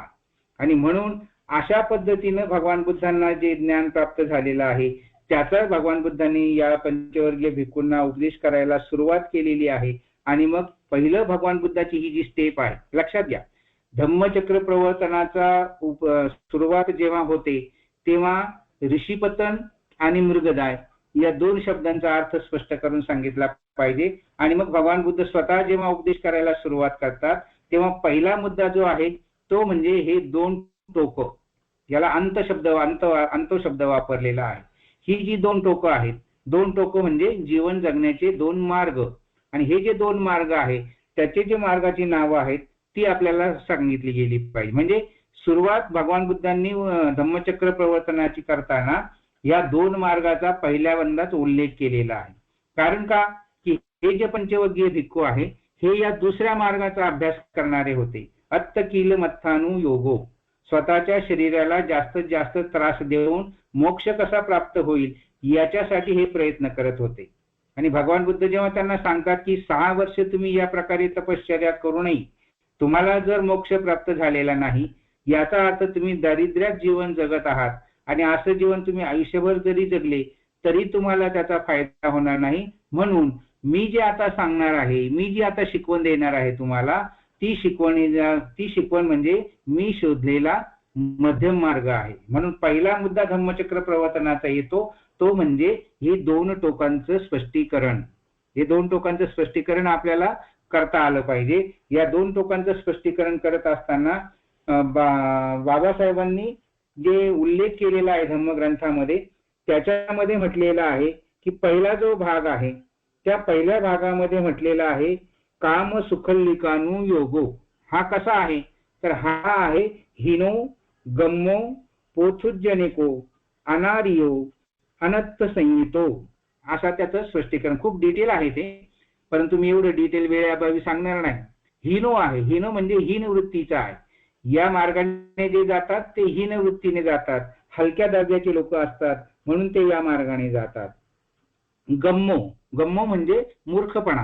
हे लोक या मार्गाने जे जाणारे आहेत हे मूर्खपणाने जीवन जगत आहेत, दारिद्र्यात जीवन जगत आहेत, ग्रामीण जीवन जगत आहेत, म्हणून म्हटलेलं आहे गम्मो. दुसरा शब्द आहे पोथुजनिको. पोथुजनिको म्हणजे जनतेपासून पृथक होणं. पोथुजनिको म्हणजे पृथक होणं. कोणापासून? जनिको म्हणजे जनतेपासून, लोकांपासून स्वतःला वेगळं समजायचं आणि मी काहीतरी वेगळं करतो आहे असं समजून मी या वैराग्य मार्गाने जातो आहे, स्वतःच्या शरीराला त्रास देण्याच्या मार्गाने जातो आहे, आत्मक्लेशाच्या मार्गाने जातो आहे, म्हणून मी पोथुजनिको आहे, सगळ्यांपासून वेगळा असणारा हा मार्ग आहे. दुसरं म्हटलेलं आहे अनार्यो. अनार्य म्हणजे जो आर्य नाही तो अनार्यो. आर्य म्हणजे श्रेष्ठ आणि अनार्य म्हणजे कनिष्ठ. त्याच्यामुळे हा जो मार्ग आहे कामसुखल्लिकानुयोगो हा अनार्यो आहे. अनार्यो आहे म्हणजे तो श्रेष्ठ दर्जाचा नाही, कनिष्ठ दर्जाचा आहे. आणि पुढे म्हटलेलं आहे अनत्त संहितो, ज्याची संहिता जी आहे ती अनर्थाकडे घेऊन जाणारी आहे. संहिता म्हणजे आचरण करण्याचे नियम. ज्याचे हे आचरण करण्याचे नियम आहेत ते आपल्याला अनर्थाकडे घेऊन जाणारे आहेत. अशा पद्धतीचा हा जो पहिलं टोक आहे किंवा हा जो पहिला मार्ग आहे, या विषय वासनेमध्ये न पडता त्याचा त्याग करावा आणि त्याग करत असताना आपण या मार्गाचं अनुसरण करता कामा नये. भिक्षूंनीही करता कामा नये आणि परिव्राजकांनीही करता कामा नये. हा पहिला मार्ग त्याने भगवान बुद्धांनी या पंचवर्गीय भिक्खूंना सांगितला, कारण ते त्याच्यामध्ये अडकलेले होते. आणि दुसरा मार्ग जो आहे तो अत्तकील मत्थानुयोगो. हे जे स्वतःच्या शरीरात त्रास देत आहेत त्याच्यामुळे सुद्धा तुम्हाला मोक्ष प्राप्त होणार नाही. हा मार्ग जो आहे हा दुःखाकडे घेऊन जाणारा आहे. अशा दोन मार्गांचं स्पष्टीकरण भगवान बुद्धांनी धम्मचक्र प्रवर्तनाच्या पहिल्या टप्प्यात केलं आणि मग त्यांना सांगितलं की ह्या दोन्ही मार्गांचा मी त्याग केलेला आहे आणि स्वतः मी मध्यम मार्ग शोधलेला आहे. आणि मग तो जो मध्यम मार्ग आहे तो मध्यम मार्ग म्हणजे धम्म. आणि मग तो मध्यम मार्ग कसा आहे, त्या मध्यम मार्गाचे काय वैशिष्ट्य आहेत हे भगवान बुद्धांनी त्यांना सांगायला सुरुवात केलेली आहे. अशा पद्धतीनं ही जी दोन टोकं आहेत, हा पहिला टप्पा भगवान बुद्धांनी सांगितल्यानंतर त्यांना हळूहळू ते पटायला लागलं, कारण ते त्याच्यामध्येच अडकलेले होते. आणि त्याच्यामध्ये अडकलेले असल्यामुळे भगवान बुद्ध जेव्हा त्यांना समजून सांगतात की हा मार्ग आता तुम्ही सोडून द्या आणि मी सांगतो आहे तो मध्यम मार्ग स्वीकारा, मग ते पुन्हा विचारतात की तुमचा जो मध्यम मार्ग आहे त्या मध्यम मार्गाची वैशिष्ट्य काय आहेत. मग भगवान बुद्धांनी त्या मार्गाची वैशिष्ट्ये सांगितलेली आहेत. मग ती वैशिष्ट्ये कोणती आहेत, तर बाबासाहेब आंबेडकरांनी या ग्रंथामध्ये पृष्ठ क्रमांक 94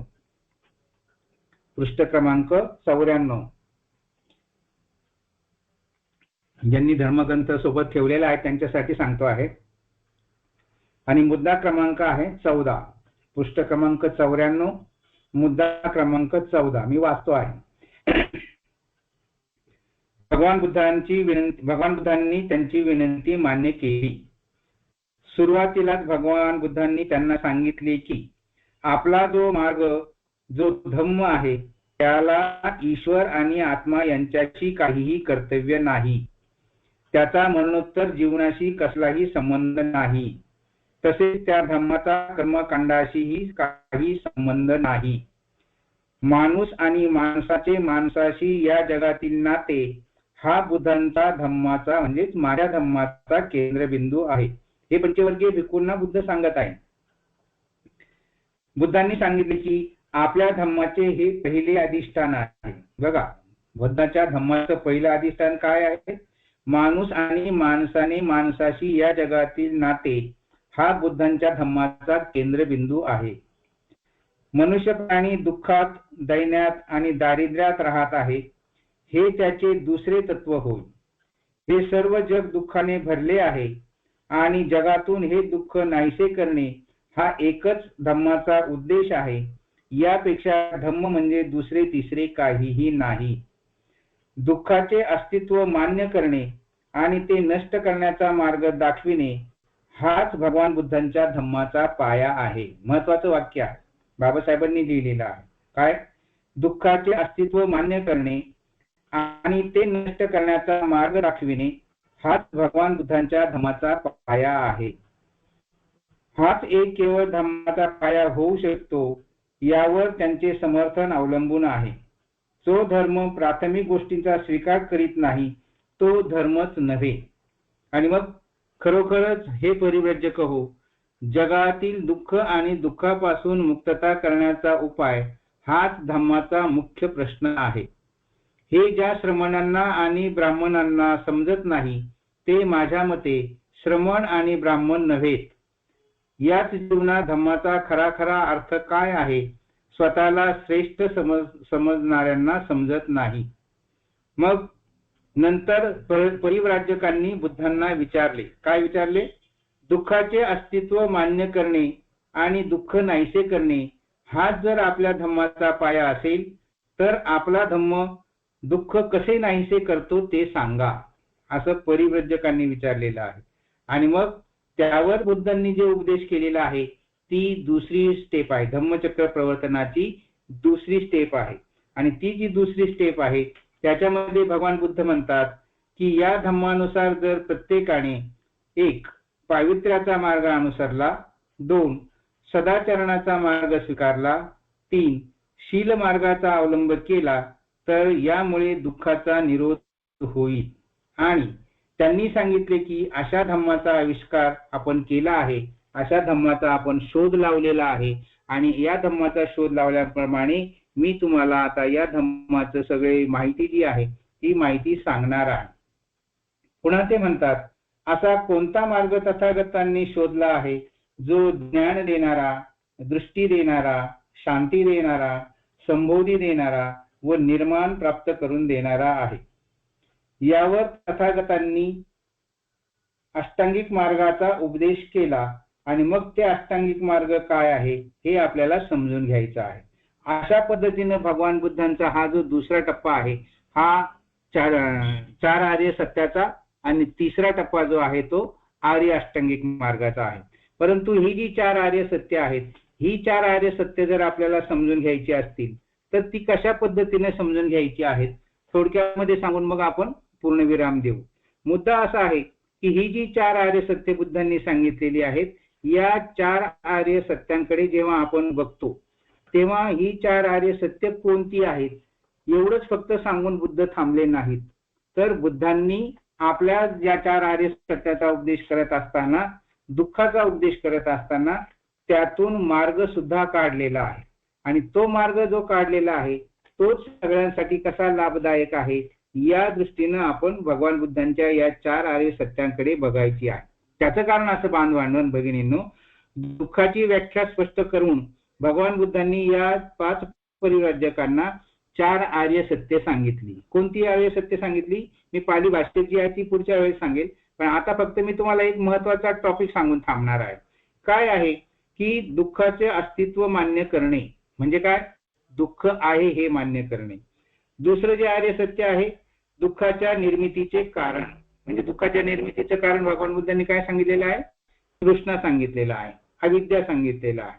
तिसरं जे आहे ते दुःख नाहीसे कसे करता येईल, दुःखाचा निरोध कसा करता येईल. आणि चौथं आर्य सत्य सांगितलेलं आहे दुःख निरोधाचा मार्ग म्हणजे अष्टांगिक मार्ग.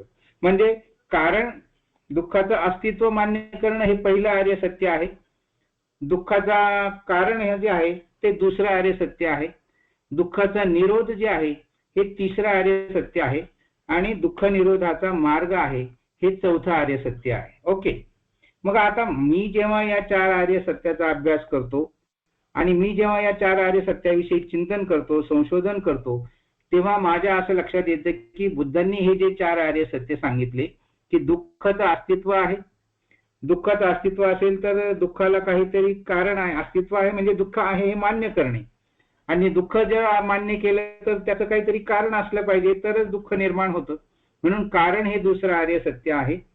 आणि मग दुःख जर निर्माण होतं त्याला जर कारण आहे तर त्या कारणाचा निरोध सुद्धा करता येतो, ते नष्ट सुद्धा करता येतं, ते थांबवता येतं, त्याचा प्रतिरोध करता येतं, ते रोखता येतं.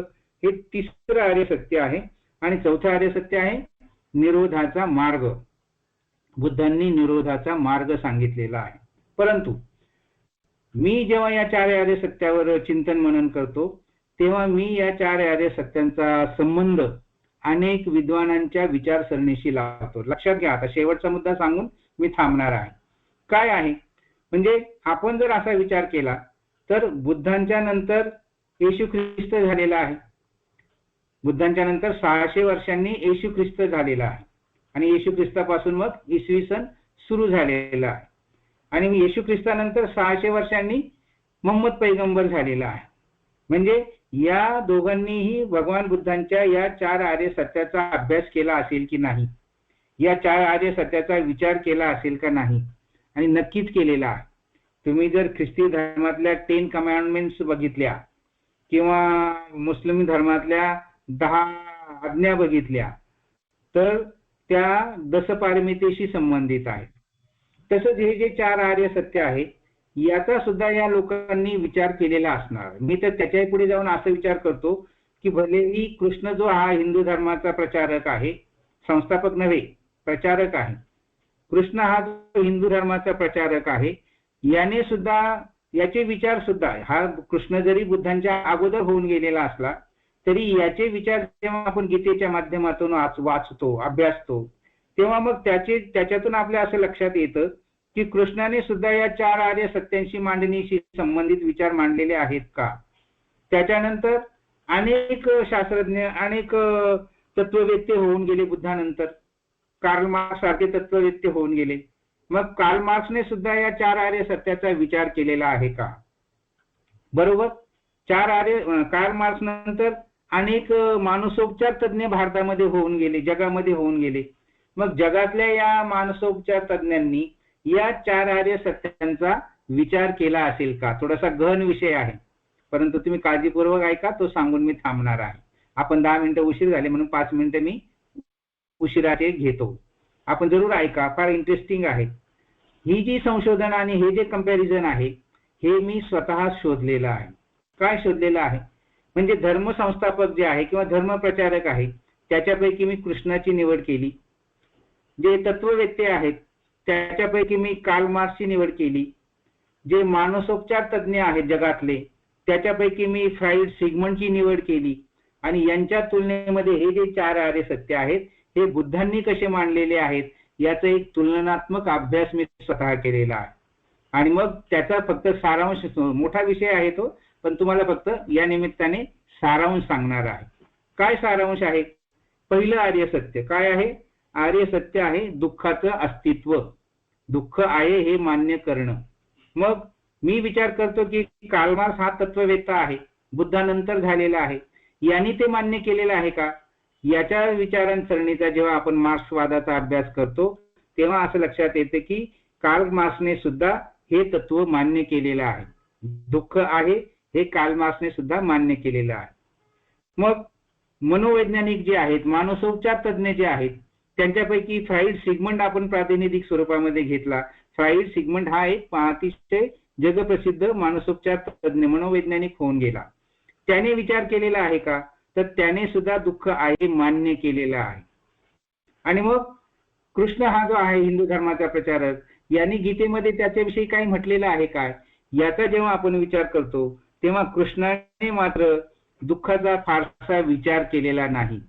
आणि मग या सगळ्या पार्श्वभूमीवर म्हणजे दुःख आहे हे पहिलं आर्य सत्य कार्ल मार्क्सने मान्य केलं, सिगमंड फ्राईडने मान्य केलं, कृष्णाने मात्र त्याचा विचार केला नाही आणि बुद्धांनी मात्र दुःखाचा शोध घेतलेला आहे. या पहिल्या आर्य सत्याचा शोध घेतलेला आहे.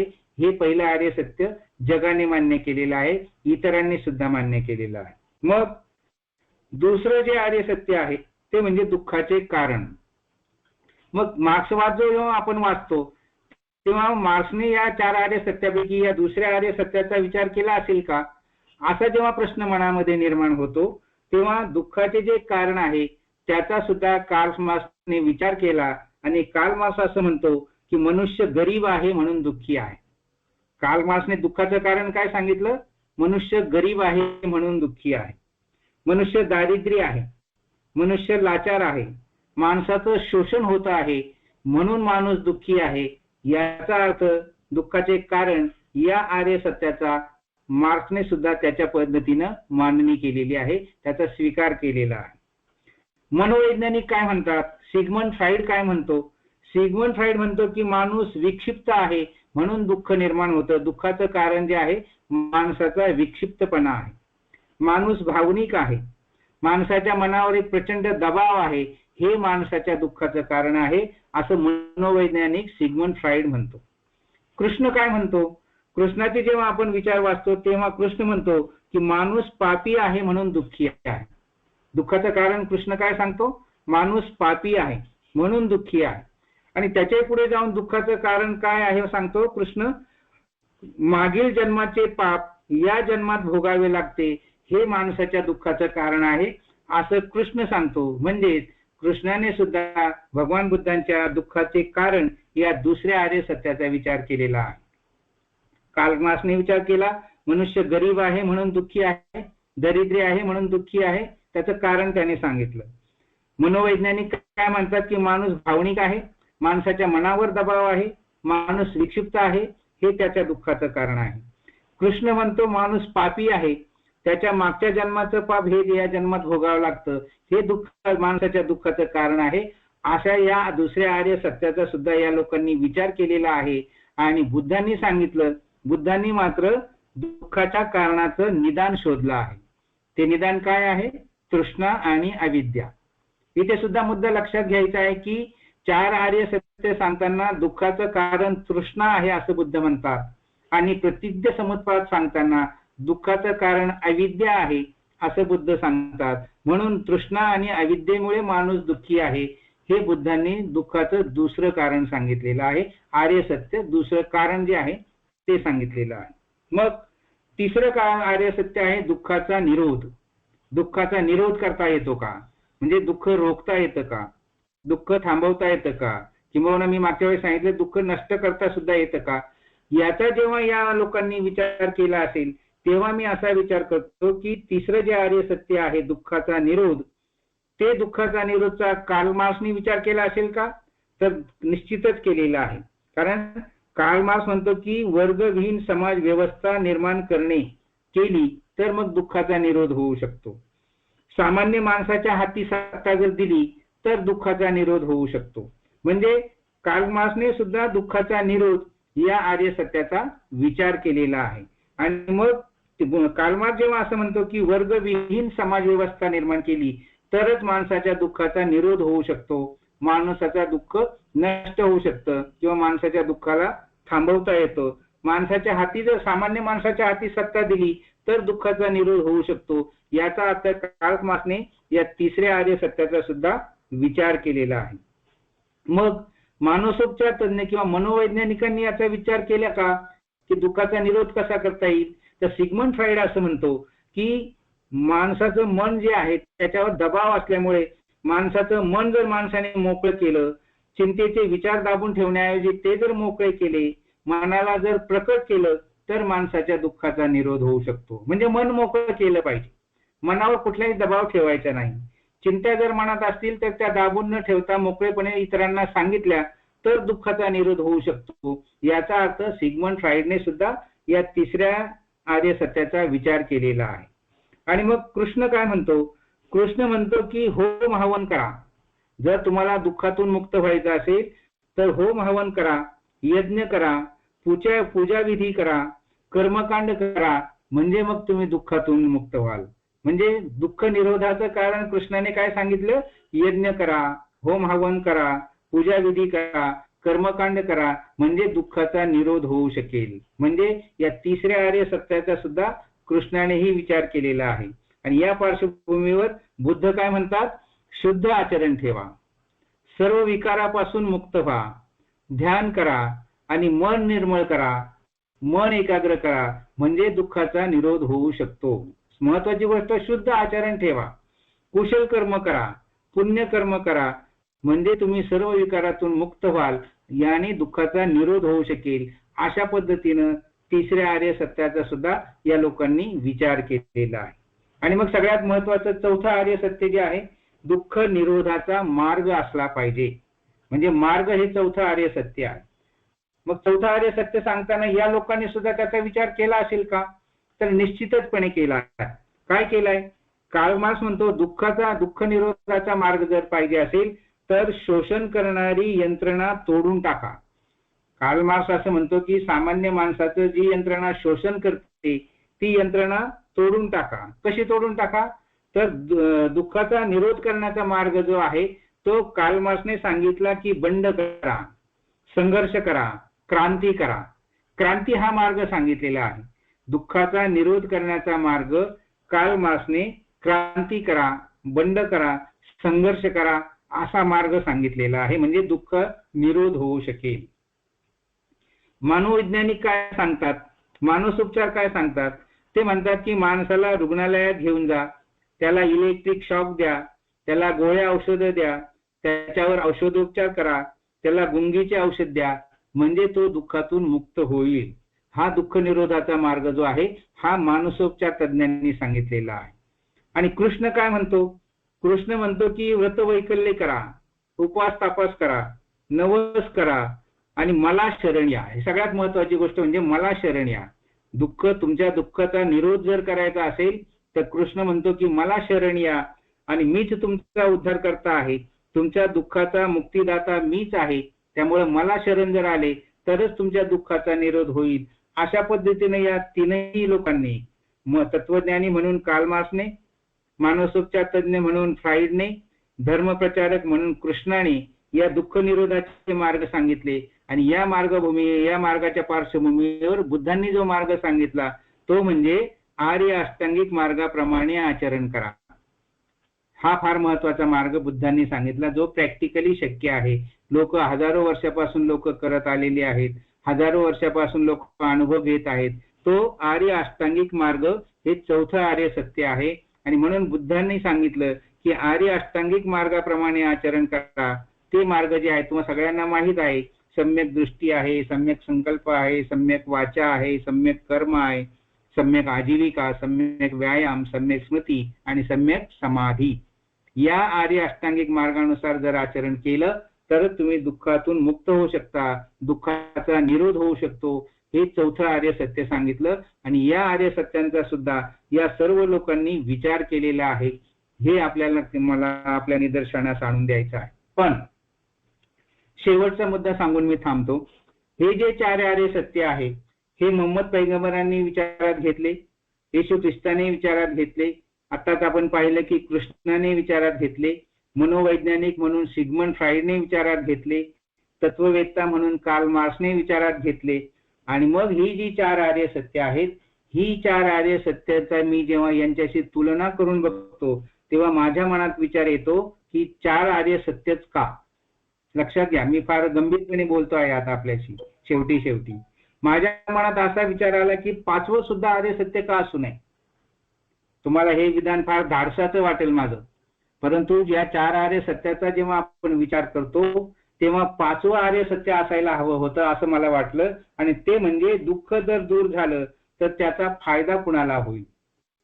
लक्षात घ्या, पाचवं आर्य सत्य असायला हवं होतं असं मला स्वतःला वाटतं. हा माझ्या संशोधनाचा विषय आहे, पण आपल्या माहितीसाठी या निमित्ताने सांगतो की पाचवं आर्य सत्य असं असायला हवं होतं की दुःख जर दूर झालं तर त्याचा फायदा कुणाला होईल, म्हणून फायदा हे पाचवं आर्य सत्य.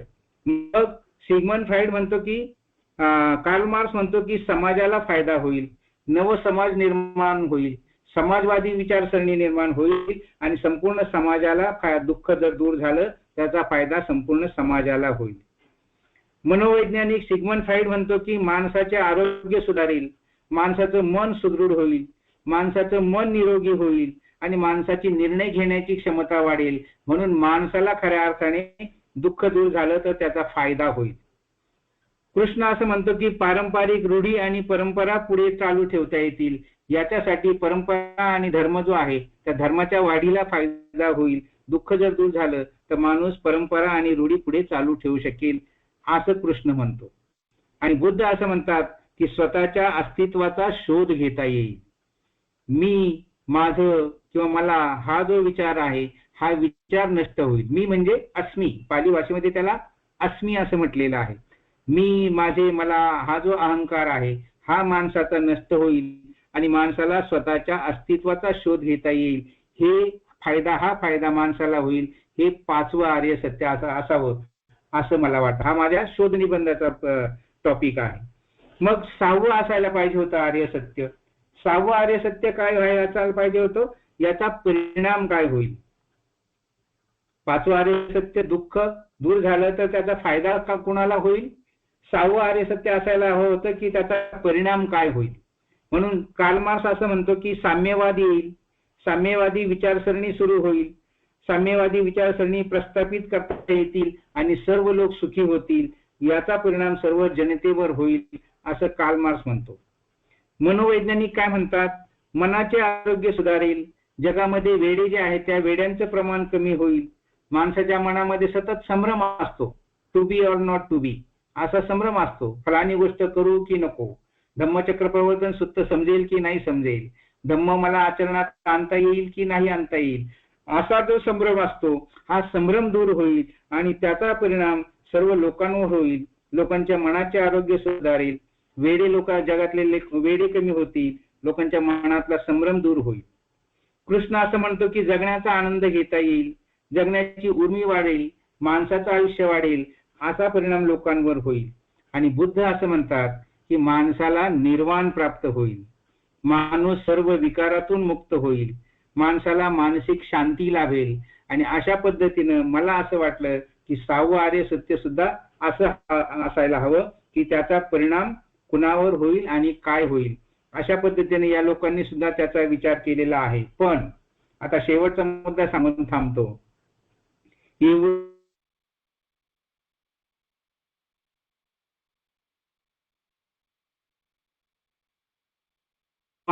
आणि या लोकांनी जेव्हा बुद्धांच्या या 4 आर्य सत्यांचा विचार केला तेव्हा खरोखर एवढं करूनही शेवटी एक प्रश्न उभा राहतो. काय प्रश्न उभा राहतो की कार्ल मार्क्स असं म्हणतो की माणसाच्या श्रमाला योग्य ते मूल्य का मिळत नाही. मार्क्सवाद हा माणसाच्या श्रमावर आधारित विचारसरणी आहे. कामगारांच्या श्रमावर आधारित विचारसरणी आहे. आणि म्हणून ती जी विचारसरणी आहे त्या विचारसरणीवर शेवटी कार्ल मार्क्सने एवढा स्वतःचा इझम निर्माण केला, वाद निर्माण केला. परंतु एवढा वाद निर्माण करूनही कार्ल मार्क्सच्या समोर असा प्रश्न उभा राहतो की माणसाच्या श्रमाला म्हणजेच माणसाच्या कष्टाला योग्य तो मोबदला का मिळत नाही, माणसाच्या कष्टाला योग्य ते मूल्य का मिळत नाही. म्हणून कार्ल मार्क्स पुढे सुद्धा हा प्रश्न उभा राहिलेला आहे. जे मनोवैज्ञानिक आहेत, मानसोपचार तज्ज्ञ आहे, सिग्मंड फ्रायड आहे, त्याच्यासमोर असा प्रश्न उभा राहतो की माणसाचे मानसिक संतुलन का बिघडत राहते, म्हणजे जगामधले वेडे कमी का होत नाही, माणसं वेडे का होतात, कारण काय आहे, असा प्रश्न या मनोवैज्ञानिकासमोर उभा राहतो. कृष्णासमोर प्रश्न उभा राहतो. कृष्ण म्हणतो की आत्मा नेहमी अतृप्तच का राहतो, आत्मा कायम सुखी का होत नाही, तो अतृप्त असमाधानी का राहतो, असा प्रश्न या कृष्णासमोर पडलेला आहे. आणि एवढं करूनही बुद्धांच्या समोर बांधवांनो भगिनींनो प्रश्न उभा राहतो की माणूस दुःखाकडे तटस्थपणे का बघत नाही, तो दुःखाला सतत कवटाळत असतो. म्हणजे शेवटी बुद्धांनी हे 4 आर्य सत्य सांगितले. त्याच्यानंतर मला असं वाटलं की 5वं आर्य सत्य पाहिजे होतं की फायदा कुणाला होऊ शकतो, 6वं आर्य सत्य पाहिजे होतं की त्याचा परिणाम कुणावर होऊ शकतो. परंतु एवढा सगळा शोध घेऊनही बुद्धांच्या समोर सुद्धा प्रश्न उभा राहतो की माणूस दुःखाकडे तटस्थपणे का बघत नाही. आम्ही दुःखाकडे तटस्थपपणे बघतो का, नाही बघत. आजही आपल्याकडे आपण कोणी वारला आणि त्याची पत्रिका तयार करायला गेलो तर आपण लिहितो की कळविण्यास अत्यंत दुःख होत आहे की, असं करून आपण पत्रिका तयार करतो. म्हणजे याचा अर्थ काय, हे आपल्याला कळवायचं आहे ते दुःख होत आहे, म्हणजे दुःखाकडे आपण तटस्थतेने बघू शकत नाही. म्हणून बुद्धांपुढे सुद्धा असा प्रश्न उभा राहिलेला आहे, जसा कार्ल मार्क्सकडे प्रश्न उभा राहिला कार्ल मार्क्स समोर की माणसाच्या श्रमाला योग्य मोबदला का मिळत नाही. मनोवैज्ञानिकांसमोर प्रश्न उभा राहिला की जगामध्ये वेड्यांचं प्रमाण कमी का होत नाही. कृष्णासमोर प्रश्न उभा राहिला की आत्मा नेहमी अतृप्तच का राहतो. तसाच भगवान बुद्धांसमोर सुद्धा प्रश्न उभा राहिला की माणूस दुःखाकडे तटस्थपणे का बघत नाही. आणि ते बघायचं जर असेल, तटस्थपणे बघायचं असेल तर आपल्याला पुढच्या लेक्चरमध्ये 4 आर्य सत्य आणि अष्टांगिक मार्ग यांचा अभ्यास डिटेलमध्ये करायचा आहे. म्हणजे दुःखाकडे तटस्थतेने पाहण्याची वृत्ती किंवा समज आपल्यामध्ये निर्माण होईल. याच्यासाठी पुन्हा एकदा आपण सर्वजण पुढच्या आठवड्यात नक्कीच जमू, एवढं फक्त या निमित्ताने सांगतो. आणि वेळ झालेला आहे बराच, इथेच थांबतो. धन्यवाद. जय भीम. साधू साधू साधू. खूप खूप धन्यवाद सर. अतिशय अतिशय अभ्यासपूर्ण असं हे विवेचन आपण या ठिकाणी सादर केलेलं आहे. सरांचा जो अभ्यास आहे तो प्रचंड गाढा अभ्यास आहे. सर बौद्ध धम्म साहित्याचे अभ्यासक आहेत, तसेच सर पाली भाषेचे अभ्यासक आहेत आणि महामानव बोधिसत्व डॉक्टर बाबासाहेब आंबेडकर यांची ग्रंथसंपदा या विषयावर सरांनी जे काही संशोधनात्मक अभ्यास केलेला आहे त्याचं विवेचन आपण गेल्या 2 वर्षांच्या व्याख्यानमालांच्या निमित्ताने आपण ग्रहण केलेलं आहे. त्यावेळेस आपल्याला त्याचा अनुभव आहे. सर प्रचंड वाचन करीत असतात, व्यासंगी वाचक आहेत आणि त्यांच्या या वाचनाच्या आवडीतून सरांनी आजपर्यंत जे काही संशोधनात्मक त्यांचे फाइंडिंग्ज आहेत ते व्याख्यान रूपाने प्रवचन रूपाने यांना त्या ठिकाणी मांडलेले आहेत. सर आपल्या धम्म संस्कार प्रचार प्रसार व प्रबोधन समिती यांच्या वतीने विनंती करण्यात आली आणि आपण त्या विनंतीस मान देऊन हे विवेचन सादर करण्यासाठी तयार झालात. दर गुरुवारी आपण आपली वेळ देत आहात आणि आमच्यासारख्या उपासक उपासिका बंधू भगिनींना हे जे काही धम्मज्ञान आहे त्याचा लाभ देत आहात. या संपूर्ण उपासक उपासिका बंधू भगिनींच्या वतीने धम्मसंस्कार प्रचार प्रसार व प्रबोधन समितीच्या वतीने आपले शतशः मनपूर्वक विनम्रतापूर्वक आभार व्यक्त करतो. आपण सर्वजण मंगलमैत्री करू. सर एक मिनिट. इथे कोणीतरी एक कॉमेंट टाकलेली आहे की सर वाचत असलेल्या ग्रंथाचे लेखक आणि पब्लिकेशन सांगा. तर त्यांच्यासाठी फक्त मी सांगू शकतो. ओके. कोणी आहे? एक कॉमेंट आलेली आहे. सुनीता ताईंनी सुनीता. तर त्यांच्यासाठी फक्त सांगतो आहे की मी जो ग्रंथ वाचतो आहे तो बाबासाहेब आंबेडकरांचा ग्रंथाचं इंग्लिश व्हर्जनचं ज्यांनी सर्वप्रथम मराठीमध्ये ट्रान्सलेशन केलेलं आहे, अनुवाद केलेला आहे, ते म्हणजे प्राध्यापक घनश्याम तळवटकर, प्राचार्य म.भी. चिटणीस आणि शांश रेगे यांच्या वतीनं सिद्धार्थ प्रकाशन आणि पीपल एज्युकेशन सोसायटी, आनंद भवन, दादाबाई नवरोजी रोड, फोर्ट, मुंबई. बाबासाहेबांची ही जी संस्था होती पीपल एज्युकेशन सोसायटी, ज्याला त्या बिल्डिंगला आनंद भवन असं नाव होतं, त्यांच्या अंतर्गत सिद्धार्थ प्रकाशन लिहून घ्या वाटल्यास. पीपल एज्युकेशन सोसायटी अंतर्गत सिद्धार्थ प्रकाशन हा जो ग्रंथ आहे हा ग्रंथ मी वाचतो आहे आणि याचे संदर्भ अधिकृत आपण मानतो. तेवढं फक्त तुम्ही पुढच्या वेळेस याल तेव्हा हा ग्रंथ घेऊन बसा. ओके, चालेल ना सर? Thank you sir. ओके आपण सर्वजण सृष्टीतील समस्त प्राणी मात्रांसाठी अगदी मनापासून अंतःकरणापासून सर्वांनी मंगलमैत्री व्यक्त करायची आहे, सद्भावना व्यक्त करायची आहे. सर्वांनी हात जोडून अगदी मनोभावे ही मंगलमैत्री करायची आहे.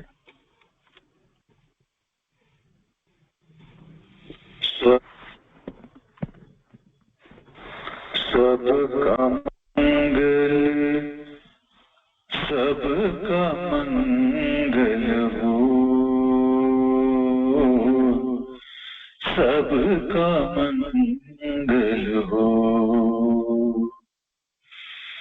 तेरा मंगल मेरा मंगल, सबका मंगल हो, सबका मंगल हो. दृश्य और अदृश्य सभी जीवों का मंगल होए रे. जल के थल के और गगन के, जल के थल के और गगन के, प्राणी सुखिया हो, सबका मंगल हो. दस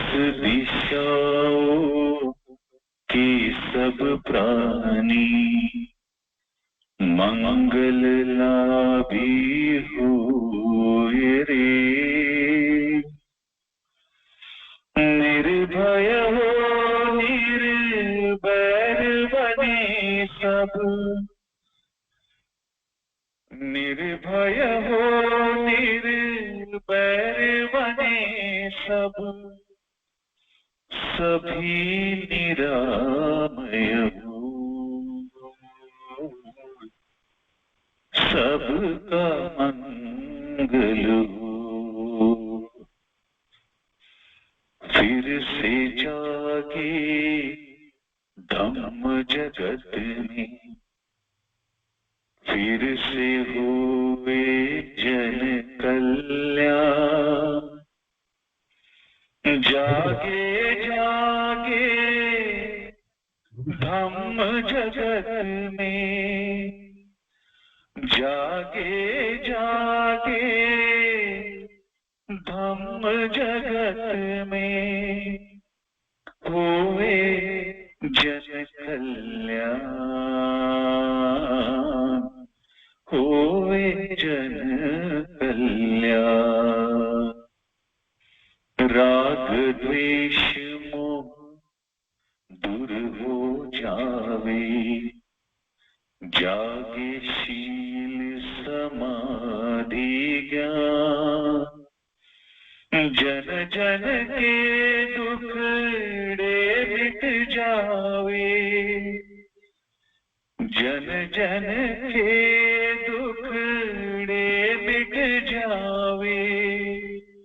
फिर से जाग उठे मुस्कान, जाग उठे मुस्कान। जागे जागे धम्म की वाणी, मंगलमय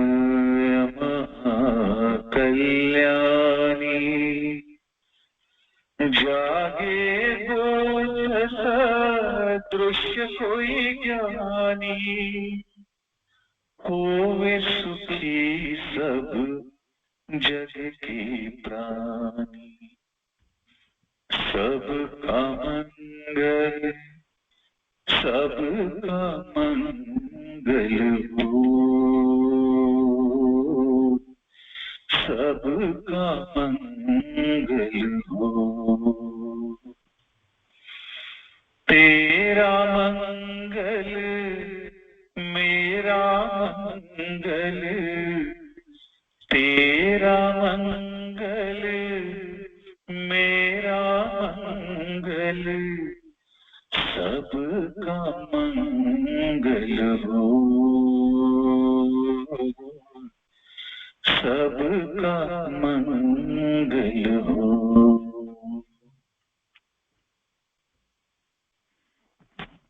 साधू साधू साधू.